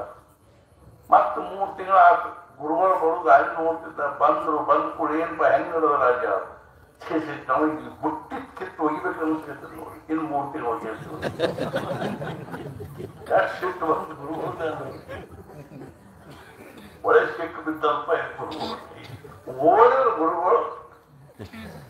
ಅವ್ ಏನು 9 ತನಕ ಗುಡ್ಡ ಬಿಟ್ಟಿರ ವಿಚಾರದ ದಿಶಾ ಹಿಂಗ್ ಶುರುವಾದ ಒಗಿದಲ್ಲೋ ಒಗೆದು ಬಿಟ್ಟ ಹೋಗ ದಿವ್ಸಕ್ಕೆ 3 ತಾಸು ಗುರುಗಳಿಗೆ ಪಾಠ ಬಿಟ್ಟು ಏನದೇ ಆಗ್ತದೆ ಸಾಯು ಮಠ ಒಗೆದ ಏನಾಗ ಗುರುಗಳಿಗೆ 3 ತಾಸು ಮಾಡ್ಬಿಟ್ಟು 21 ತಾಸು ನಮ್ಮ ಪ್ರಪಂಚಕ್ಕೆ 3 ತಾಸು ಹೋತು ಮರಿ ಇರ್ಕೊಳ್ತಾರೆ ಒಗೆದು ಬಿಟ್ರೆ ಆತು. ಮನಸ್ಸು ಬದಲಾಗುತ್ತೆ ನೋಡ್ರಿ. ಮನಸ್ಸಿಗೆ ಅಷ್ಟ ಒಂದು 4 ದಿವಸ ಹಿಂಗನ್ಸೋದ್ರೆ ಮತ್ತೊಂದ ಇನ್ನು ಮನೆ ಒಟ್ಟ ಸಮಾಧಾನ ಇಲ್ಲ. ಆಮೇಲೆ ಸಣ್ಣಗೆ ಅವನಿಗೆ ಮನಸ್ಸು ಸ್ವಲ್ಪ ವಿಚಾರ ಬರ್ಲಿಕ್ಕೆ ಹತ್ತು ನೋಡಿ. ಮಹಾರಾಜರು ಏನಂತಿದ್ರು ಅಂದ್ರೆ ಎಷ್ಟು ಮಂದಿ ಏನಂತರು ಏನ್ರಿ ಗುರುಗಳ ನೀವು ಅವ್ರನ್ನ ಎಷ್ಟು ಉದ್ಧಾರ ಮಾಡಿದ್ರಿ, ನಮ್ದೇನು ಇನ್ನೂ ಆಗಲೇ ಇಲ್ಲ. ಒಬ್ರು ಕೇಳಿದ್ರು ಮಹಾರಾಜ್ ನೀವು ಬ್ರಹ್ಮಾನಂದ ಮಹಾರಾಜರನ್ನು ಉದ್ಧಾರ ಮಾಡಿದ್ರಿ, ಆನಂದ ಸಾಗರನ್ನು ಉದ್ಧಾರ ಮಾಡಿದ್ರಿ, ನಾನು ಮಾಡಲೇ ಇಲ್ಲ. ಮಹಾರಾಜರು ಬಹಳ ಚಂದ. ಮಹಾರಾಜರು ಒಬ್ಬ ಒಂದು ಮದುವೆ ಮಾಡಿಕೊಂಡು ಅಕ್ಕಿ ಹೊಟ್ಟಿಲೆ ಮಕ್ಕಳಾದ, ಮತ್ತೊಂದು ಮಾಡಿಕೊಂಡ ಅಕ್ಕಿ ಹೊಟ್ಟಿಲೆ ಮಕ್ಕಳಾದ, ಮತ್ತೊಂದು ಮಾಡಿಕೊಂಡ ಅಕ್ಕಿ ಹೊಟ್ಟಿಲೆ ಮಕ್ಕಳಾಗಲಿಲ್ಲ. ತಪ್ಪ ದೋಷ ಆದ್ರಿ ಗಂಡನ ಹೇಳ್ತಿದ್ರು. ಹೆಂಡತಿ ದೋಷ ಅನ್ಬೇಕಿಲ್ಲ ನಾವು. ಗಂಡನ ದೋಷ ಇದ್ರೆ 2 ಹೆಣ್ಮಕ್ಳಿಗೆ ಮಕ್ಕಳಾಗುಲ್ಲ. ಹೆಂಗು ಹಂಗೆ ಮಹಾರಾಜ ಹೇಳಿದ್ರು. ಅವ್ರಿಗೆ ನಾಮ ಕೊಟ್ಟೆ ಉದ್ಧಾರ, ಇವ್ರಿಗೆ ನಾಮ ಕೊಟ್ಟೆ ಉದ್ಧಾರ. ನಿಮಗ್ ಕೊಟ್ಟಿಲ್ಲ, ಇದು ನಂದೇನ್ ತಪ್ಪದ. ನೀವು ಅದನ್ನ ಅವರಿಬ್ರು ಅದನ್ನ ಸರ್ವಸ್ವ ಅಂತ ತಿಳ್ಕೊಂಡ್ರು, ನೀವು ತಿಳ್ಕೊಳ್ಳಿಲ್ಲ, ನಾ ಏನ್ ಮಾಡ್ತೀನಿ. ಅರ್ಥಾತ್ ಏನು ಅಂದ್ರ ಅದಕ್ಕೆ ಮಹಾರಾಜ ಹೇಳಿದ್ರು ನನ್ನ ಕಡೆ ಬಂದು ಇದ್ದು ಕೂಡ ನಾ ಏನ್ ಮಾಡ್ತೀನಿ ಅವ್ರನ್ನ ಹೆಂಗ ನಮ್ಮ ಹಳ್ಳಿ ಕಡೆ ಹಿಂದಿನ ಕಾಲದಾಗ ಭಾಂಡಿ ತೊಳೆಯೋರು ಅಂತ ಇರ್ತಿದ್ರು. ಬಾಲ್ಕ್ಯಾರ ಅಂತಿದ್ವಿ ನಾವು. 4-5 ಮಂದಿ ಭಾಂಡಿ ತಗೊಂಡು ಹೋಗಿ ನಮ್ಮೂರ್ ಮುಂದೆ ಹಳ್ಳದ ಯಾರವಾಡದಾಗ ಅವ್ ಕರ್ಕಾದದ್ದು ಹೊತ್ತಿದ್ದು ಭಾಂಡಿ ನೀರಾಗ ನೆನೆ ಇಟ್ಟಿರ್ಲಿ. ಅವ್ ಸಾದಾ ಭಾಂಡಿ ಏನವ ಸಾಲಿನು ಪಾಲಿನು ಪಲ್ಯದ್ದು ಇದನ್ನ ಮಾಡ್ಬೇಕು. ಕೆಲವು ಭಾಂಡಿ ಕರ್ಕಾಗಿರ್ತಾವಲ್ಲ ಅವ್ ನೀರಾಗ ನೆನೆ ಇಟ್ಟಿರ್ಬೇಕು. ಇವೆಲ್ಲ ಭಾಂಡಿ ತೊಳೆದ ಮೇಲೆ ಒಂದ್ಸಲ ತೆಂಗಿನ ಗೊಬ್ಬರ ಬೂದಿ ಹಚ್ಚಿ ಒಂದ್ ಕೈ ಹಾಕ್ತಿದ್ರು ಸ್ವಚ್ಛ ಆಗಿಬಿಡ್ತಾವ. ಹಂಗ ಮಹಾರಾಜರು ಏನಂತಿದ್ರು, ನಾನು ಅವ್ರನ್ನ ಭಾಳ ಖರ್ಚಾಗಿರ್ತಾರ, ಹಿಂಗಾಗಿ ಅವ್ರನ್ನ ನಾನು ಸತ್ಸಂಗದ ನೀರ್ನಾಗ ನೆನೆಸಿಟ್ಟಿರ್ತೀನಿ. ಅವ್ರ ನೆಲಸದ್ದು ಗೊತ್ತಾದ ಕೂಡ ತಿರುಗಿಬಿಡ್ತು, ಕೈ ಸ್ವಚ್ಛ ಆಗಿಬಿಡ್ತಾವ. ಎಷ್ಟು ನೋಡ್ರಿ ಪುರುಷರು ಹಂಗ ನಮಗ ಅನಿಸ್ತದೆ ಏನ್ರಿ ಅವ್ರು ಎಷ್ಟು ಮುಂದೆ ಹೋದ್ರಿ, ಇವ್ರು ಎಷ್ಟು ಮುಂದೆ ಹೋದ್ರಿ, ನಾವು ಹಿಂದೆ ಹೋದ್ವಿ. ಹಂಗಿರಂಗಿಲ್ರಿ. ಅವರು ನಿಮ್ಮನ್ನು ಸತ್ಸಂಗ ಇಟ್ಟಿರ್ತಾರ, ನೆನೆ ಇಟ್ಟಿರ್ತಾರ. ಇವನ್ ಮತ್ತೆ 3 ತಿಂಗಳ ಮನಸ್ಸು ಸ್ವಲ್ಪ ಗಟ್ಟಿಯಾಗಿ ಕಟ್ಟಿ ನೋಡಿ ಒಗದು ಬಿಟ್ರ 3 ತಾಸು ಗುರುವಾರ ಕೊಟ್ಟೀನಿ. ಹುಡುಗಾದ 24 ತಾಸು ಪ್ರಪಂಚ ಮಾಡಿದ್ರು ಹಣೆ ಬಾರ ಅದರದ್ದು ಸಮಾಧಾನ ಅಂತೂ ಆಗ್ಲಿಲ್ಲ, ಸುಖ ಅಂತೂ ಕೈಗೆ ಹತ್ತಲಿಲ್ಲ. ದುಡ್ಡು ನಮ್ ಕಡೆ ಬಂದ ಏನ್ರಿ ಗುರುಗಳ ಎಷ್ಟು ದುಡ್ಡು ಗಳಿಸ್ತೀವಿ, ದುಡ್ಡು ಕೈಯಾಗ ನಿಂದ್ರಬಾರ್ದು. ನಿಂದ್ರದೇ ಇದ್ರೆ ಚಲೋ ಅದ. ನಾವು ತೂತು ಬಿಟ್ಟು ನೀರು ಬರ್ಲಿಕ್ಕೆ ಹತ್ತು ಇನ್ನಷ್ಟು ಬರ್ಲಿ ಅಂತೀವಿ ಏನ್ರಿ, ನಾಯಿ ಮೂಡಿಗೆ ಹೋಗ್ತದ. ಹೆಂಗ ಹಂಗೆ ಬಂದದ್ದು ಹೊರ ಹೋಗ್ಕೊತ ಇದ್ವಿ ನಾವು ಉಳಿತದೆ. ಬಹಳಷ್ಟು ಒಳಗೆ ಸ್ಟಾಕ್ ಆಗಿ ಕತ್ತಿ ಒಂದು ದಿವಸ ಬಂದು ವೇರ್ ಮಾಡಿದ್ರು ಎಲ್ಲ ಕೂಡ ಹಚ್ಚಿ ಜಲ ಆಗ್ತದೆ. ತಲೆ ಸಣ್ಣಾಗಿ ಸುಧಾರಿಸಕ್ಕೆ 3 ತಿಂಗಳ ಗುರುಗಳು ಬಂದು ಏನಪ್ಪ ಹೆಂಗ ನಡೆದು ಸ್ವಲ್ಪ ಸಮಾಧಾನ ಅದ. ಇನ್ನು 3 ತಿಂಗಳಿಗೆ ನಿಷ್ಠಾ ಬೇಕು ಇದಕ್ಕ. ಅವ್ರು ಏನ್ ಹೇಳ್ಯಾರ ಅದನ್ನ ಅವ್ರು ಏನ್ ಬೇಕಾದ ಹೇಳಿ ಏನ್ ಮಾಡ್ಬಾರಪ್ಪ. ದಿವ್ಸಕ್ಕೆ ಒಂದ್ಸಲ ಬಂದು ಭಗವಂತ ನಮಸ್ಕಾರ ಮಾಡಿ ಹೋಗು. ಮಹಾರಾಜ ಹೇಳಿದ್ರು ಹುಟ್ಟಿ ಬಂದೀವಿ ಅಂತ 24 ತಾಸು ಜಪ ಮಾಡಿ, ಆಗಂಗಿಲ್ಲ 12 ತಾಸು ಮಾಡಿ, ಆಗಂಗಿಲ್ಲ 6 ತಾಸು, ಅಷ್ಟು ಆಗಂಗಿಲ್ಲ 3 ತಾಸು ಮಾಡಿ, ಅದು ಆಗಂಗಿಲ್ಲ 1 ತಾಸು ಮಾಡಿ. ನಮಗೆ ಅಷ್ಟು ಆಗಂಗಿಲ್ಲ ಅಂದ್ರೆ ರಾತ್ರಿ ಮಲ್ಕೊಳ್ಳೋ ಮುಂದೆ ಹಾಸಿಗೆ ಮೇಲೆ ಕೂತು ಒಂದು ಮಾಲಿ ಜಪ ಮಾಡಿ ಮಲ್ಕೊ. ಒಬ್ರು ಹಿಂಗ ಅಕಸ್ಮಾತ್ ನಾವು ಮಾಡಿದ್ವಿ, ಯಮ ಬಂದ ಅಥವಾ ಭಗವಂತ ಬಂದ, ನಮ್ಮ ಇವರು ಭಗವಂತನ ದೂತರು ಬಂದರು ನಮ್ಮನ್ನು ಕರ್ಕೊಂಡು ಹೋಗ್ಲಿಕ್ಕೆ. ಅವಾಗ ನಮ್ಗೆ ಅಲ್ಲಿಕ್ಕೆ ಬರ್ಬೇಕು ಏನು ಒಂದು ತಡಿ, ಒಂದ್ ಬಾರಿ ಜಪ ಮಾಡೋದನ್ನ ಮಾಡ್ತೀನಿ ಆಮೇಲೆ ಬರ್ತೀನಿ ಅಲ್ಲಿಗೆ ಬರ್ಬೇಕು. ನಾವು ಅಕಸ್ಮಾತ್ 1 ದಿವಸ ಮಾಡಿದ್ವಿ 4 ದಿವಸ ಮಾಡಲಿಲ್ಲ ಅಂತ ಆಗಿ ಅವ್ನು ತಡಿಪ ಅವ್ನು ಮಾಡಿ ಜಪ ಬರ್ತದನು ಅವ್ನು ಎಷ್ಟು ಚಂದ ಮಾಡ್ತಿ ಅಂತ. 1 ದಿವಸ ಮಾಡಿದ್ರೆ 4 ದಿವಸ ಮಾಡೋದು ನಡಿ ಅಂತ. 1 ದಿವಸ ತಪ್ಪಿಸಿದ್ದು ಮಾಡಿದ್ವಿ ಅಂತ ಅವ್ನಿಗೆ ಹೇಳಿ ತಡಿ ಒಂದು 2 ನಿಮಿಷ ತಡಿ ಒಂದು ಮಾಡಿ ಜಪ ಮಾಡ್ತೀನಿ ಆಮೇಲೆ ಕರ್ಕೊಂಡು ಹೋಗ್ತೀನಿ. ದಮ್ಮ ಇಲ್ಲ ನಮ್ಮಲ್ಲಿ. ಒಂದಿನಾದ್ರೂ ಸಾಧನೆ ದಮ್ ಬೇಕಲ್ಲ. ಮಾಡಿದ್ವಿ ಬಿಟ್ರು 10 ಜೊತೆಗೆ 11 ನಮ್ದು, 10 ಪ್ರಪಂಚ ಅದ್ರ ಜೊತೆಗೆ ಇದೊಂದು 11. ಇನ್ನೂ ದೊಡ್ಡ ಬಾಕಿ ನಿಮ್ದು. ಇಂಥ ಸತ್ಪುರುಷರು ಸಿಕ್ಕಾರ ಅವ್ರ ಪುಸ್ತಕ ನಾನು ಓದಿದ್ದೀನಿ. ಅರ್ಥಾತ್ ಏನು ಅಂತಂದ್ರೆ ಆ ರಾಜನಿಗೆ ಕೂತಲ್ಲೇ ಸಮಾಧಿ ಹಚ್ಚಲಿಕ್ಕೆ ಹತ್ತೀವಿ. ಮನಸ್ಸು ನಿರ್ವಿಚಾರ ಶಾಂತ. ಅವ ಹಿಂಗ ಬುಟ್ಟಿ ಮುಂದೆ ಹಿಡ್ಕೊಂಡು ಹಿಂಗ ಕೂತ ಬಿಡ್ತಿದ್ದ. ತಲೆಯಾಗಿನ್ನು ವಿಕಲ್ಪ ಹೋದು, ಎಲ್ಲ ಹೋದು, ವಿಚಾರ ಹೋದು, ಕಲ್ಪನಾ ಹೋದು, ಮನಸ್ಸು ಶಾಂತ. ಗುರುಗಳು ಬಂದು, ಏನ್ರಿ ಗುರುಗಳು? ಧನ್ಯ ಆದ್ರಿ ಗುರುಗಳು. ಕೂತಲ್ಲೇ 3 ತಾಸು 4 ತಾಸು ಮನಸ್ಸು ಸ್ವಸ್ಥ ಆಗ್ಬಿಟ್ಟು ಶಾಂತ ಸಾಕು. ಹಂಗ ನಾವು ಸದ್ಗುರುವರಿಗೆ ಶರಣ ಹೋಗ್ತೀವಿ. ತ್ರಿಕರಣ ಪೂರ್ವಕವಾಗಿ ಅವರಿಗೆ ಶರಣ ಹೋಗ್ತೀವಿ. ನಾನಿಲ್ಲ ನೀವಿದ್ದೀರಿ. ಅರ್ಥಾತ್ ಏನು ಅಂದ್ರೆ ನಾನು ಇದ್ದೀನಿ ಅನ್ನೋದೇ ದುಃಖಕ್ಕ. ನಾನು ಕರ್ತ ಅನ್ನೋ ದುಃಖ, ರಾಮ್ ಕರ್ತ ಅನ್ನೋ ಸಮಾಧಾನ. ನಾವು ನಿಜವಾಗಿಯೂ ಬಹಳ ಮನಸ್ಸಿಗೆ ಸಂತೋಷ ಆಯ್ತು. ನೀವು ಇಷ್ಟೊಂದು ಜನರು ಈ ವರ್ಷ ಇದು ಸ್ವಲ್ಪ ಮುಂಚೆ ಹೋಗ್ಬೇಕಾಗಿ ಬಂದಿದ್ದರಿಂದ ಗುರುವಾರ ಹೇಳಿದ್ರೆ ನಮಗೆ ಸ್ವಲ್ಪ ಜನ ಭಕ್ತ ಸಮುದಾಯ ಸ್ವಲ್ಪ ಕಡಿಮೆ ಅದ. ಶಿವರಾತ್ರಿ ಆಗಿತ್ತು ಅಂದ್ರೆ 600 ಜನ ಆಗ್ತಿತ್ತು. ಅವಾಗ ನಮಗೂ ಬಹಳ ಮನಸ್ಸಿಗೆ ಖುಷಿ ಆಯ್ತು. ಇವಾಗೂ ಸಹಿತ ಬಹಳ ಸಂತೋಷ ಆಯ್ತು.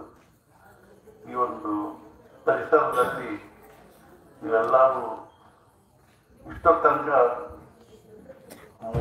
4 ಮಾತುಗಳನ್ನು ಕೇಳಿದ್ರಿ. ಅವ್ರು ಪ್ರತಿ ದಿವಸ ಅವ್ರ ಸತ್ಸಂಗ ನಡೀತದೆ. ಅವ್ರ ಸದ್ವಿಚಾರಗಳದ್ದು ಅಥವಾ ಅವರ ಅನುಗ್ರಹದ ವಿಚಾರಗಳಿಂದ ನಿಮ್ಗೆ ನಿಜವಾಗಿಯೂ ಜೀವನದಲ್ಲಿ ನಾವು ಸದ್ಗುರುಗಳ ಕೃಪೆ ಪಾತ್ರರಾಗಿ ಗುರುಕೃಪಾ ಹಿ ಕೇವಲ ಶಿಷ್ಯ ಪರಮ ಮಂಗಲ ವಿತ್ತ ಬಲಂ ಚಿತ್ತ ಬಲಂ ದೇಹ ಬಲಂ ಗೇಹ ಬಲಂ ತದ್ವಿನಾತು ಸರ್ವ ಬಲಂ ನಿಷ್ಫಲಂ. ಗುರುಕೃಪಾ ಸದ್ಗುರುಗಳ ಕೃಪಾ ಒಂದೇ ನಿಜವಾದ. ಈಗಾಗಲೇ ಬಹಳ ಗೊತ್ತಾಗಿದೆ. ಅವರು ನಿಮಗೆ ಆಶೀರ್ವಾದಗಳನ್ನು ಅನುಗ್ರಹಿಸ್ತಾರೆ. ಅದೇ ರೀತಿಯಾಗಿ ಮತ್ತು ಮುಂದಿನ ಕಾರ್ಯಕ್ರಮವನ್ನು ಹೇಳ್ತಾರೆ. ಪ್ರಸಾದನೂ ಅದ. ನಾವು ಪ್ರಸಾದ ಕೊಡ್ತೀವಿ. ದಯವಿಟ್ಟೆಲ್ಲರೂ ಇರೋದ ಪ್ರಸಾದ ಸ್ವೀಕಾರ ಮಾಡಿ ಅಲ್ಲಿ ಮಹಾಪ್ರಸಾದಕ್ಕೂ ಹೋಗ್ಬೇಕಾಗಿ ವಿನಂತಿ. ನೀವೆಲ್ಲರೂ ನಿಮ್ಗೆ ಏನಾದರೂ ಇಲ್ಲಿ ಅನುಕೂಲ ಅನಿಸಿದ್ರೆ ಬಹಳಷ್ಟು ಅನಾನುಕೂಲದ. ಬೆಳಿಗ್ಗೆ ಎಲ್ಲರೂ ಇರೋದಲ್ಲಿ ನಾವು ಪುಷ್ಕರಣಿಯಲ್ಲಿ ಸ್ವಚ್ಛಂದವಾಗಿ ಅಂದ್ರೆ ಎಲ್ರಿಗೂ ಬಹಳಷ್ಟು ಮಂದಿಗೆ ಬೇಗನೆ ಸ್ನಾನ ಮಾಡಲಿಕ್ಕೆ ಅನುಕೂಲ ಆಗ್ತದೆ. ಅದೆಲ್ಲರೂ ಅಲ್ಲಿ ಸ್ನಾನ ಮಾಡಲಿಕ್ಕೆ ಅಡ್ಡಿ ಇಲ್ಲ. ಮತ್ತು ನಿಮ್ಮ ಪದ್ಧತಿ ಪ್ರಕಾರ ನೀವು ಪ್ರತಿ ವರ್ಷದಂತೆ ಮುಂದಿನ ವರ್ಷ ಅದರ ಮುಂದಿನ ವರ್ಷ ಪ್ರತಿ ವರ್ಷ ಇಲ್ಲಿ ನೀವು ಶಿವರಾತ್ರಿ ಹೋಗಿ ಬಂದು ನಮಗೆ ಯಾವ ರೀತಿ ಅನುಕೂಲ ಆಗಬೇಕು ಅದನ್ನೆಲ್ಲ ನೀವು ನಮಗೆ ಅತಿ ನಿಸ್ಸಂಕೋಚವಾಗಿ ಹೇಳಿ ನೀವು ಇಲ್ಲಿ ಸದ್ಗುರುಗಳ ದಿವ್ಯ ಸಾನ್ನಿಧ್ಯದಲ್ಲಿ ಒಂದು ರಾತ್ರಿ ಅವರು ಕಳೆದಲ್ಲಿ ಅಂದರೆ ಇಲ್ಲಿ ಒಂದು ವಾತಾವರಣನೇ ಬೇರೆ ಆಗ್ತದೆ. ಜೀವಂತ ಈ ವಿಶ್ವದಲ್ಲಿ ನಡೀತಕ್ಕಂಥ ಪ್ರತಿಯೊಂದು ಘಟನಾದಿಂದ ಒಂದು ಸತ್ತ ನಮ್ಮ ಕೈಯಾಗಿ ಬೆಲ್ಟ್ ಸ್ವಿಚ್ ಅದ ರೀ. ಭಗವಂತನ ಕೈಯಾಗ ಮೇನ್ ಸ್ವಿಚ್ ಅದ. ಆ ಮೇನ್ ಸ್ವಿಚ್ ಆಫ್ ಮಾಡಿ ಇಟ್ಟಿದ್ದಾರೆ, ಬೆಡ್ ಸ್ವಿಚ್ ಎಷ್ಟು ಬಡ್ಕೋದು ಕೂತದ್ರಿ ಲೈಟ್ ಹತ್ತು. ಆ ಮೇನ್ ಸ್ವಿಚ್ ಆನ್ ಮಾಡಿದಾಗ ನಾವು ಬೆಡ್ ಸ್ವಿಚ್ ಹತ್ತದೇ ಇದ್ರೆ ಲೈಟ್ ಹತ್ತು. ನಾವು ಮೇನ್ ಸ್ವಿಚ್ ಆನ್ ಮಾಡಿರ್ಬೇಕು, ನಾವು ಬೆಡ್ ಸ್ವಿಚ್ ಆನ್ ಮಾಡಬೇಕು, ಲೈಟ್ ಹತ್ತಾವ. ಅವನ ಇಚ್ಛಾ ಆಗ್ಬೇಕು, ಅವಾಗ ನಾವು ಇಚ್ಛಾ ಪಡಬೇಕು ಅಂದ್ರೆ ನಮ್ಮ ಇಚ್ಛಾ ಪೂರ್ಣ ಆಗ್ತದೆ. ಅದು ನಿಮ್ಗೆಲ್ಲರಿಗೂ ಲಭ್ಯ ಆಗ್ಯದ.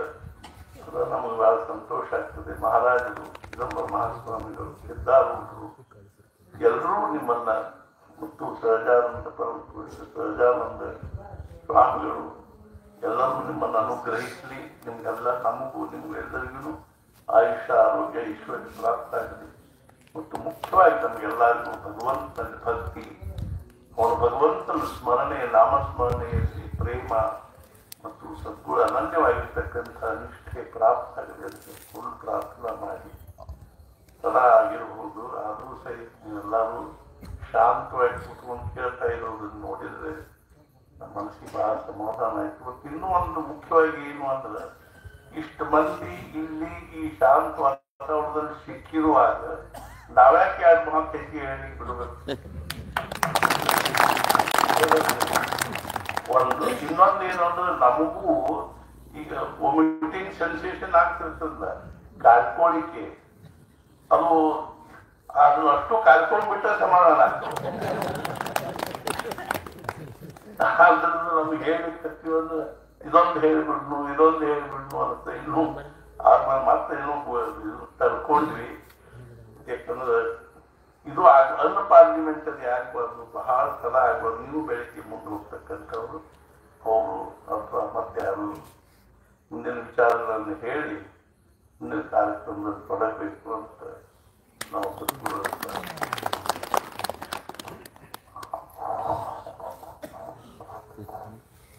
ಪೂಜ್ಯರ ಚರಣಾರವಿಂದಗಳಲ್ಲಿ ಅನೇಕ ಕೋಟಿ ಪ್ರಣಾಮಗಳು.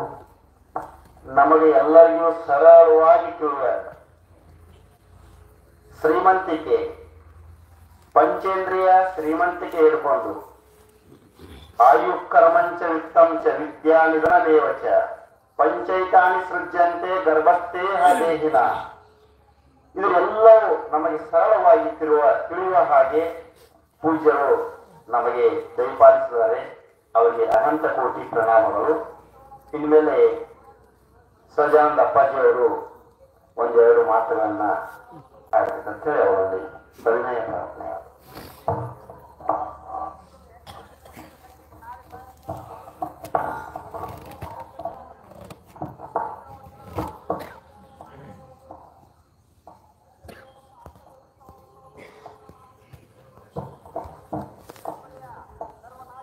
ಪೂಜ್ಯರ ಪಾದಾರವಿಂದಗಳಲ್ಲಿ ಅನಂತ ಪ್ರಣಾಮಗಳನ್ನ ಸಮರ್ಪಿಸಿ 23 ವರ್ಷ ನಾವು ಈ ಕರ್ನಾಟಕದಲ್ಲಿ 23 ವರ್ಷದೊಳಗೆ ನಮಗೆ 2 ವರ್ಷ ಮಹಾತ್ಮರು ಸಿಕ್ಕಿದ, ಪೂಜ್ಯರು ಸಿಕ್ಕಿದ. ಎಂತಹ ಪುಣ್ಯವಂತರು ನೀವೆಲ್ಲ. ನೀವೆಲ್ಲ ಬಹಳ ಪುಣ್ಯ ಮಾಡಿದ್ದೀರಿ. ಬಹುಶಃ ಪ್ರಯಾಗ ಕುಂಭಕ್ಕೆ ನೀವು ಹೋಗಿರಕ್ಕಿಲ್ಲ. ನಮ್ಮ ಗುರುಗಿ ಹೋಗಿ ಬಂದಾಗ 25 ದಿವಸ ಇದ್ದಿರ್ತಾರೆ. ಪ್ರಯಾಗಕ್ಕೆ ನೀವು ಹೋಗಿದ್ರು ಕೂಡ ಈ ಒಂದು ಆಶ್ರಮ ಬಂದಿವಲ್ಲ, ಆ ಎಲ್ಲ ಪುಣ್ಯ ನಮಗೆ ಬಂದಕ್ಕಂತ ನಾವು ಅರ್ಥ ಮಾಡ್ತೀವಿ. ಸಾಮಾನ್ಯ ಅಲ್ಲ. ಅಪ್ಪವ್ರ ಪ್ರವಚನ ಕೇಳಬೇಕಂತ ಹಿಂದೊಮ್ಮೆ ಕೇಳಿದ್ದೆ. ಅವ್ರ ವಿಚಾರಗಳನ್ನು ಅನೇಕ ಸಭೆಗಳನ್ನು ಹೇಳ್ಕೊಂತ ಬಂದಿದ್ದೀನಿ ನಾನು. ಬ್ರಹ್ಮ ಚೈತನ್ಯ ಮಹಾರಾಜರ ಬಗ್ಗೆ ಹೇಳಿದ್ದನ್ನು ಕೂಡ ಹೇಳ್ತಾ ಇದ್ದೇನೆ. ಸಿದ್ಧಾರೂಢರು ಬ್ರಹ್ಮ ಚೈತನ್ಯ ಮಹಾರಾಜರು ಅತ್ಯಂತ ಆತ್ಮೀಯರು. ಅಂಥದ್ದು ಇವತ್ತು ನನಗೆ ಭಾಳ ಸಂತೋಷ ಆಗ್ಯದ. ಹೆಚ್ಚಿಗೆ ಹೇಳೋದು ಜರೂರು ಇಲ್ಲ, ಅವರೆಲ್ಲ ಹೇಳಿದ್ದಾರೆ. ಅದು ಹೇಳಿದ್ರಲ್ಲ, ನಮಗೂ ಹೇಳ್ಬೇಕಂತ ಇರ್ತದ, ನಮಗೂ ಕೇಳ್ಬೇಕಂತ ನಮಗೂ ಇರ್ತದೆ. ಕೂಸು ಹಸಿತು ಅಂತ ತಾಯಿ ಓಡಿ ಬಂದು ತನ್ನ ಎದೆಯಾಗಿನ ಹಾಲು ಕೊಟ್ಟು ಆಕಿಗೂ ಸಮಾಧಾನ ಆಗ್ತದೆ, ಕೂಸಿಗೂ ಸಮಾಧಾನ ಆಗ್ತದೆ ಅಲ್ಲ. ಹಾಗೆ ಮಹಾರಾಜರ ಪ್ರವಚನ ಅಂದ್ರೆ ಬಹಳ ಯಾವ ಜನ್ಮದಾಗ ಪುಣ್ಯ ಮಾಡಿದ್ದೇವೆ ಇಂಥ ಒಂದು ಆಶ್ರಮ ನೋಡ್ರಿ ಇದೆಲ್ಲ ಜಾಗ ನಮಗೆ ಕೊಡ್ತಾರೆ, ಇಷ್ಟೆಲ್ಲ ಮಾಡ್ತಾ ಇದ್ದಾರೆ. ಇಂಥವ್ರಿಗೆ ಅನಂತ ಅವರ ಚರಣಾರ್ಪಣೆ ಅನಂತ ಧನ್ಯವಾದಗಳನ್ನು ಸಮರ್ಪಿಸಿ ಒಂದು ಸ್ವಲ್ಪ ನಮ್ಮ ಆಶ್ರಮದ ವತಿಯಿಂದ ಒಂದು ಗೌರವಾರ್ಥ ಅವ್ರಿಗೆ ಒಂದಿಷ್ಟು ಗೌರವ ಮಾಡಬೇಕು ಅಂತ ವಿಚಾರ ಮಾಡ್ತಾ ಇದ್ದೇವೆ. ಅದನ್ನು ನಮ್ಮ ಗುರುಜಿ ಅವರು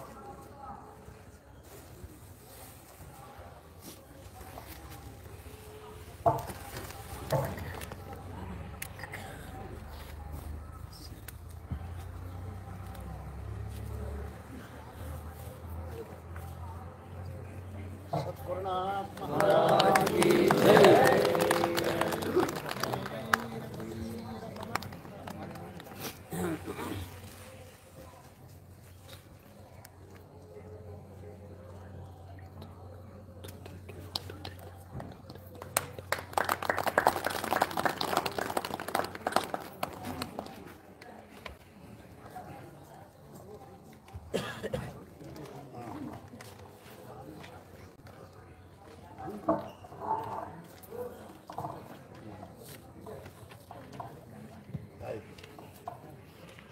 ಪೂಜ್ಯರಲ್ಲಿ ವಂದನೆಗಳು. ಬೆಳಿಗ್ಗೆ ನೀವೇನು ಸ್ನಾನ ಮಾಡ್ಬೇಕಂತೀರಿ, ಈಗ ಕುಂಭಮೇಳದಾಗ ಏನು ಸ್ನಾನ ಮಾಡ್ಬೇಕಂತ ಹೋಗಿದಾರಲ್ಲ ಅದೇ ಸ್ನಾನವನ್ನ ಇಲ್ಲಿ ಪೂಜ್ಯರು ಗಂಗಾ ಯಮುನಾ ಸರಸ್ವತಿ ನದಿಯ ನೀರನ್ನು ತಂದು